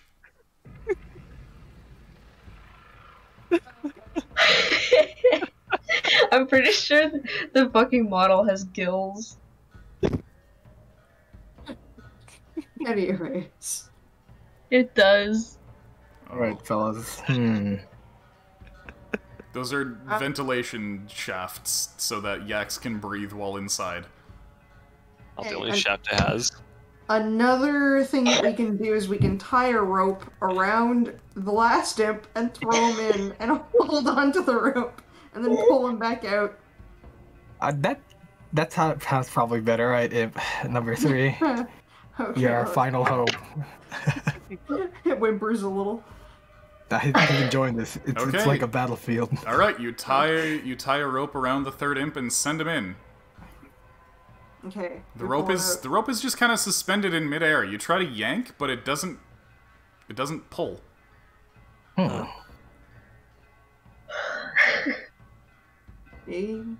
It kind of seems like the rope is just kind of attached to a wall at this point, and you're yanking, and it doesn't get any more tension on it. It doesn't pull out. Oh shit, it's a mist that turns people into walls. Wally, no. Can I do a ritual of detect magic on this? Yes, everything around you is magic. Fuck. You have a hard time. What kind? Yes. You have a hard time seeing anything around you that's not magic. So at the moment, you can see divination magic for one. You can also see illusion and enchantment. Okay. Can I wait, so there's divination, illusion, and enchantment? Yep. No necromancy, which is good. What's an illusion? What part of it's an illusion? You're not able to tell exactly what part is an illusion. All you know is that there is illusion magic going on around you. But the magical signals appear to be incredibly chaotic and scattered, as though this is not institutional magic. This is some kind of chaotic, wild magic. Makes sense, because the thing that's just like reaching out to chirp. Did Bubba's Lada fuck up? Can I get a bit closer to the thing? You dare touch it. Yeah, you get closer, you just see where the rope is still suspended in midair. Perhaps I'll be like 20 feet away or 15 feet away. Okay. And yeah, just you see the scene kind of reflected on your side. The water is just calm and dark, and then on the other side it's bright and red. Do we see like a mirror shadow Ardeus or something? Nope. Can I detect thoughts here? Use the detect thoughts. You detect the thoughts of your party members and a couple of sleeping birds around the area.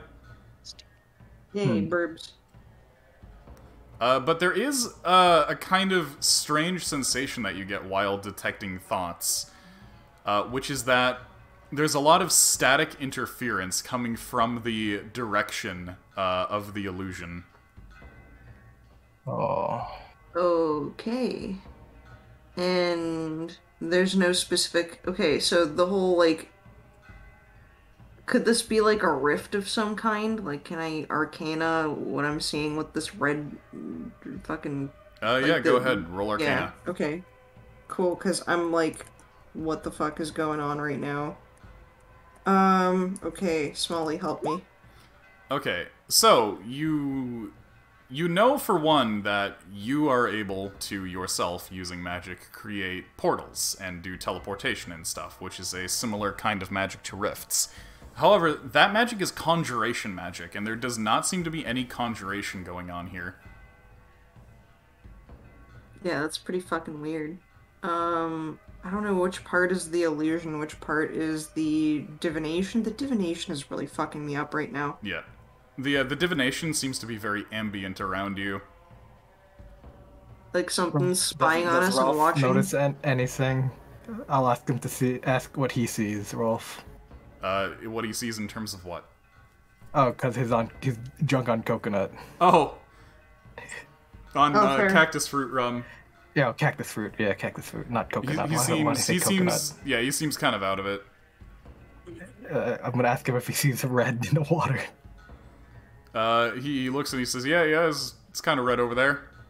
Okay, that's all I needed to know. That's not directly in our brains, at least. For now. I'll keep asking him questions to compare. Yeah. Oh, hey, Skips. Don't explode, Skips. When's it gonna explode? Are you alright? Do you have too many energy drinks? I'm gonna walk up to where the rope is disappeared into whatever. Okay. I'm gonna like put an arrow halfway in next to it. For like a stick that I find on the ground. Fuck wasting an arrow. Okay, and so... I'm gonna let go. It just seems to fade out of existence. Okay. Before it completely fades, can I grab it back up? Nope. No, okay. Does your hand at any point cross the threshold? Nope. No. Okay. I just wanted to see if I could get a stick to hover in midair. It just sort of fades out of existence, Yep. It's the Scared of illusion this. magic. Yeah, fuck. Well, Can sending work through other dimensions? Nope, sending actually specifies that you need to be on the same plane of existence. Okay. Are my imps in another plane of existence? Let's test that out, Wally. You want to try to cast sending on an sending. imp? Yeah. Okay, do you want to use a third level slot to do that?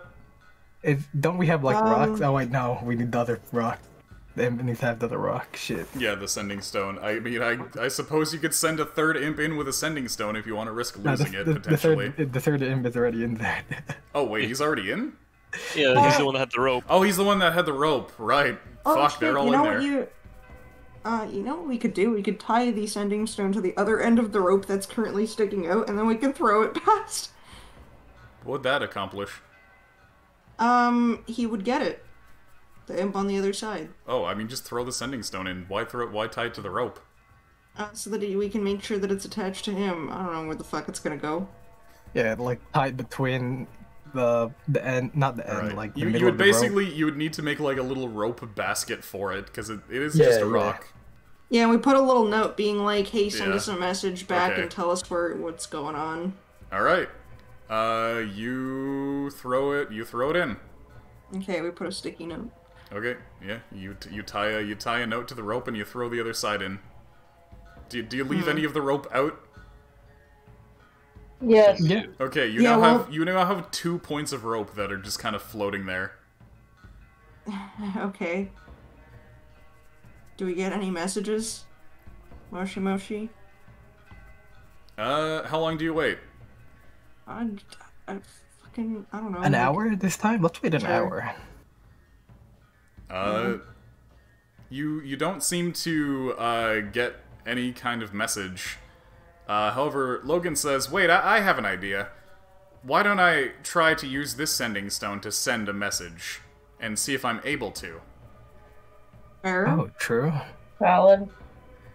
What do you want the message to be? Hey, yo, Imps, how you doing? Are you alive, and where are you? Okay. Describe surroundings, please. Describe surrounding, yeah. Also, please return. If can. Mm-hmm. However, if bottle, stay over there. We don't need any of those. I'll see myself out. Could you Oh, yeah. could you sum that up in 25 words or less for the sending to work? You can remove the bottle part. Just type that out for me. Fuck, alright. Hi, imps. It's Ard. Ya boy. That's about right. Okay, 20 words or less. 1, 2, 3, 20, 4, 25, 5, 25 or 25? less. Okay, Yeah. where... Oh, he would probably text talk. Where are you? Describe surroundings. I don't know, is there anything else that we need? Describe surroundings. Describe Are you surroundings. alright? Send message back immediately. Please Yeah. respond. Let's respond. Please Candy respond Crunch. ASAP. I love you. I love Yeah, that's about right.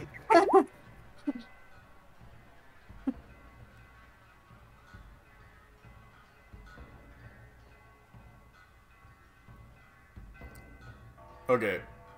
So they send a response back. Oh, fuck yeah. The sending stone suddenly speaks up and says, "We're okay here. We can't get out. It's kind of lonely. Love you more." Oh. Alright, guys. We had to go in there. We can't let them be all alone like that. But wait, they didn't describe surroundings. That was lonely. Their surroundings are lonely. Fuck. I guess we go in? Like, I don't fucking know. They said that was kind of fucking sweet. I kind of love that. That's kind of a really healthy relationship, and I really encourage that. Oh, I mean, I did send them inside this one. I'll ignore that part. Anyways, I don't know. I guess we step in. Okay. Yeah. Before we do, like, I don't detect the monstrosities or aberrations through. That's their not a HUD. thing that you can do. Yeah, I didn't think so. All right. So what do you do? Do you all just walk through the threshold? I do a Mario jump into there. Okay. Yeah. Da da da da da da. Just Mario 64 jump. Haha. All right. Place yourselves around here. oh boy. Are we sending everyone in? Yeah, Oh, shit. what? Fuck, I guess. Double art bars. I didn't mean to do double R bars. Or double? It's already double R'd anyway. Yeah. I kind of want to go to bed. Not gonna Yeah, lie. I'm just gonna do some kind of closing narration, and we're gonna take care of this next stream, I think. Oh. Yeah, at least we got in. Yeah, let's just place Whoa, the rest of whoa. everybody here. Where is it? Where'd it go? There. I can't find it. We got Logan, Olivier, and Greta. Oh, Greta also came? Yep. Oh, we just got the whole gang in the fuck dimension. In the Yep. fuck dimension? Just- I like that. Whoa, who's I've that? never said gentleman? anything like that before. that is Tim I'm Tenderfoot, astounded. Greta's companion. Yeah. Oh, I see. I don't use him often Yeah. enough. Make sure to stick your wait, 1 2 3 1 2 3 1 2 3 1 2 3 1 2 3. Yeah, we're all here. Who, Tim? Yeah, Tim's here too. Yeah. Oh Tim. my god. Word? Say word? So when you get to the other side, you see three of your imps being very dramatic. Love you more. Fuck. Let's see. Where the fuck are the imps? Yeah, I can There place they them are. down. I can place them down. Yeah, okay. So yeah, they're on the shore. Basically, here's the message. Here's the scene that you see. And they're like, Daddy, you've come to save us. Yep. Let me just Daddy, ooh. Oh. Thank you for that addition. I could never manage that shit. God. So these two imps are looking at this one being like, "Stay with us, man! Come on, stay with us!" And they're smacking him and pumping on his chest, and he like spits up water, and he reaches up to you and is like, I'll tell your kids and wife that. Ardace, you have to save him. You have to save him by they look kissing up him on the lips. they look up at Ardeus and we're like, "Where were you, man? Where were you?" How long have you been in here? I mean, like an hour and 10 minutes, I hope. Just yeah, as long as you were waiting for them. I see. I don't know. Do we see where the rope like is? You I don't know see it's it still anymore. connected to- Oh, not connected to any of them. Yeah, no. The imps don't seem to have the rope on them anymore. What happened to the rope? One of them is holding a sending stone though. Oh. Awesome. I'm glad they And got then that. yeah, the guy looks at you and the imp looks at you and he says, "The river took the rope. Huh. Hmm. Just sucked it up like a noodle." Maybe we should get out of the water then, fellas. Yeah, let's do that. Is that what happened to our boy over here? I don't know, man. I don't know. I don't know what happened to him. We found him like this. Was that the first guy that went through? Yeah. They all look kind of the same, so. Yeah, they do, don't they? Yeah, we're all so- giving him You lap emerge pillow right on the now. other side of the wall of distorted light into the river, which is... while the river that you were in before was flowing, this river is as still as death. And your surroundings seem to have completely changed in appearance, though not geographically. Geographically, it mirrors where you were previously perfectly. Just the colors are wrong. Everything seems to be lit very differently. So the riverbank that you're on, if you look around, it's kind of like looking through layers of tinted glass. It's very quiet here, and the air is heavy with a pale gray fog. If you look up, you can actually see through the fog, and the sky is just pitch black with not a star to be seen. But despite that, it seems like you can see perfectly fine, even without your night vision goggles. As though you were walking around just in stark daylight. And one other thing that you notice is that all the colors around you are super contrasted with each other. You guys there? Yeah? Yeah. So obviously whoever invented this place. Yeah, hi. We can hear you, Cryo. I guess you can't hear us. Yeah. Okay. Yeah, there you go. Hello. Hi. I don't know what happened. This one just I heard. That's it. Yeah. Anyway. Very cool. As I was saying, so the sky is pitch black, not a star to be seen. Despite that, you can see perfectly fine as though you were walking around in stark daylight. Everything around you is super contrasted in perfect detail. However, when you look behind you, you cannot see any trace of the distorted light wall phenomenon that seems to have led you here. It's time to open a Funky Crunch location here. You do, however, notice in places the mist suddenly seems to crackle with electricity. And you can see kind of balls of light all around you. Yeah, they just look like blank tokens, lol. Yeah, just ghostly coalescences of light. But yeah, your imps are just sitting here so you can interrogate them before we end. Ask them about what happened and whatnot, and you can see that one of them is holding a sending stone, but the rope is nowhere to be found. What happened, bro? What Mouth, happened? Let's not to mouth my imps, guys. Let's do it. Oh, fuck Let's yeah. resuscitate him. Direct contact. That's pretty sexy. It's like blowing up a balloon. Fuck. Just make sure to blow into the right end. Ew. Right, so yeah, what y'all fellas, what happened right here? ATL. I don't know what happened to this guy. He's just out, man. He's just out. But as soon as I got in, I went looking for him, and then suddenly some electricity knocked me out of the sky. You tried flying And upwards? the other That's where you guy's got shot? like, I don't know, man. I just got here and I saw them. Oh. See. Alright, so this is the first one. I don't know why he's like this. So let's resuscitate him, see if we can get him Okay. Yeah. talking, being able to talk. All right. Yeah. You wake him up. You wake him up, and this imp is on 1 HP right now. By the way. Okay. He's I'll like, do my horn for him. Where's That's much better. Boss, it's you. Healing. I'll heal him up a bit. What took you so long, boss?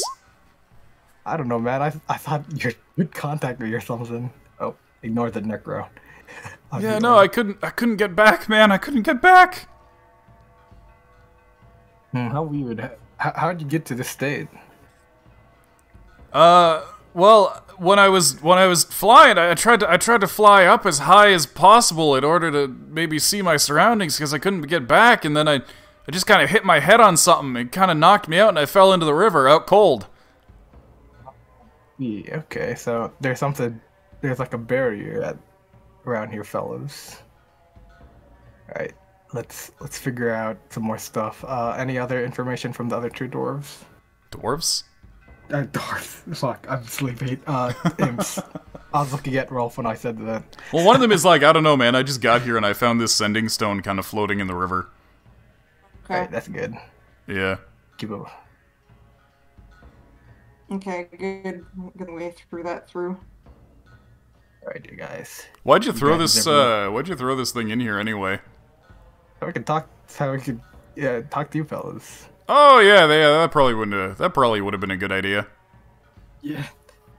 Alright, yeah. Let's give them some protein, pemmican. Okay, yeah, there you go. Some protein. Some protein. Oh no. Oh no. You guys are the ones that sent that message back, right? Huh? You guys sent Wait. the message back through Sending Stone? I didn't use it. Did you use it? I didn't use it. Did you use it? I didn't use it. Did you use it? I didn't use Bullshit. it. Did you use it? Ah, fuck. That's spooky. Wally sweats. Yeah, okay. I had a bad feeling about that, but there you go. Yeah, me too, but, Still, Missy is scared. Nah! Fuck. Then who was phone? Then who was sending stone? Oh! Then who was stone? Ah! Fuck. Sheesh. Where's the caveman? Oh, fuck. Boy, am I glad that he's in here and we're out here. Anyway. I reckon my detect thoughts was still ongoing before, or as I jumped. No, it didn't. Never mind. Oh, by the An way. hour. Oh, yeah, you waited an hour, never mind. I reckon I could do it once more. I'd say it's good to be using my spell slots more often. Or my worm slots. Yeah. That's what I called it here. Yeah, Worm I might as well slots. do it again. Okay. I've never fully used it anyway. So, As soon yeah, as let's go. soon as you try to detect thoughts, you find that rather than being able to pinpoint anything, suddenly millions upon millions of voices enter your head. Oh shit. And your eyes just roll back, and you kind of flop over with your legs in the air. Shit. And your imps start trying to resuscitate you. No, boss! And you try to communicate with the worm in your head to be like, what the fuck was that? And you hear nothing from him. Oh, One of them shit. jumps up and down on your chest, the other one opens your mouth and, like, blows into it like he's blowing out a candle. But Spits the spell by slot, the spell slot doesn't Sorry, end up Bubs. getting used. Oh. It seems something just flooded your brain all of a sudden as soon as it detected you trying to cast the spell. How about detect shit. magic? Does that do anything? Yeah, you can cast detect magic, and it seems to work. Okay, let's ritual that. The glowing balls around you all seem to be magic, and it appears to be necromancy. Okay. Can I try to communicate with one of them through telepathy? Again, with Bard. the telepathy. Like, what do you want to mind meld with it? What's the other one? I keep forgetting. I have mind meld and the regular telepathy. That it works on intelligent fellas.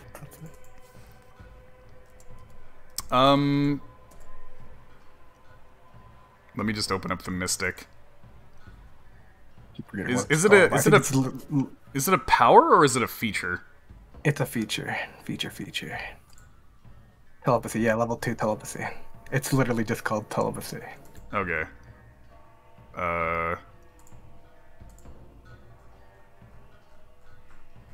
Why can I not get this shit to show on 5e tools? There you go. You can telepathically speak to any creature you can see within 120 feet of you. You don't need to share a language for it to understand your telepathic messages, but the creature must be able to understand at least one language. So, yeah, what message do you send? Oh fuck, they Hello? understand one message. Yeah, hello. Alright, you send a hello. You see the thing, kind of make a little circle in the air. It doesn't seem to send anything back, however. It does, however, seem to acknowledge that you exist. Are you friendly? It makes Circle again if yeah, yes. it makes a circle in the opposite direction. Oh. Shit. Fuck. So, not friendly? It just kind of seems to be circling back and forth in a kind of beckoning manner. We followed the will-o-wisps into the will-o-wisp mansion. We're trapped now. Alright, Artbard. My two boys. With me. Okay. Oh, you sleepy, Sarah? Oh, by the way, that's a sheer cliff. Oh, that's that not the one I was talking to? I mean, you can talk to him, but that is a sheer cliff, so you can't just walk Okay. up there. Oh, okay. How high is it? How high is it? It's 30 feet. Oh, okay. and it is super smooth. Like, you can't seem to find a Not tumbleable. you can't seem to find any handholds. You would need like tools in order to climb up. Okay. Luckily, your boy has. No, he does not have climbing tools. Yep. But it seems to be part of things being incredibly contrasted and smooth with very, very definite outlines. Is that even the cliff seems to be like highly, highly unnaturally smooth. I'm gonna do a circle with my own hands. You could just put an woo face on it. Oh, well. Yeah. The lights just seem to be beckoning. Can we beckon back? Yeah. Yeah, okay. Okay, you and the lights just start beckoning at each other. Can we do a little dance, a little funny butt dance? What happens when we try to like back off after starting to walk towards it? Does it do anything else? It seems to shake for a while, a little more urgently, and then as soon as it realizes you're not coming towards it, it just kind of goes back to drifting aimlessly. Ah, okay. Interesting. Yeah. The way to Maybe teach Maybe me... the one across the lake where they're where they're much closer. Yeah, I guess we could do that. Yeah, are these two like sneaking up on us? Two in the back, or the ones on the lake itself. I'll start. They seem to have just already been there. Telepathy with them as well. Alright, just be like, hello. Yeah, hello. It just, I don't detect it any makes a circle. monstrosities, aberrations, right? Not in your immediate vicinity, no. You don't... It's very difficult for you to pick up any kind of tracks because of how strange your environment is and how, like, smooth and perfect everything seems to be. Alright, Rolf. I know you're drunk as shit, but it almost kind of looks like you ended up walking into a super realistic painting, but not one that's super detailed. I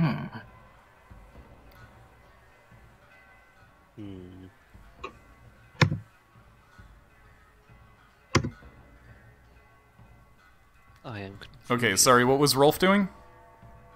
Big in front. Okay. Alright, we'll get super close. Okay. And then that's probably where initiative is gonna get rolled next time. Oh, fuck. But, yeah, anybody with a religion check could probably tell you about will-o-wisps. They lead you to your death? Yeah. Oh. They beckon you to drowning, usually. That's, Oh. They tend to appear in swamps and stuff in order to lead travelers into bogs, so that they can drown and become bog mummies.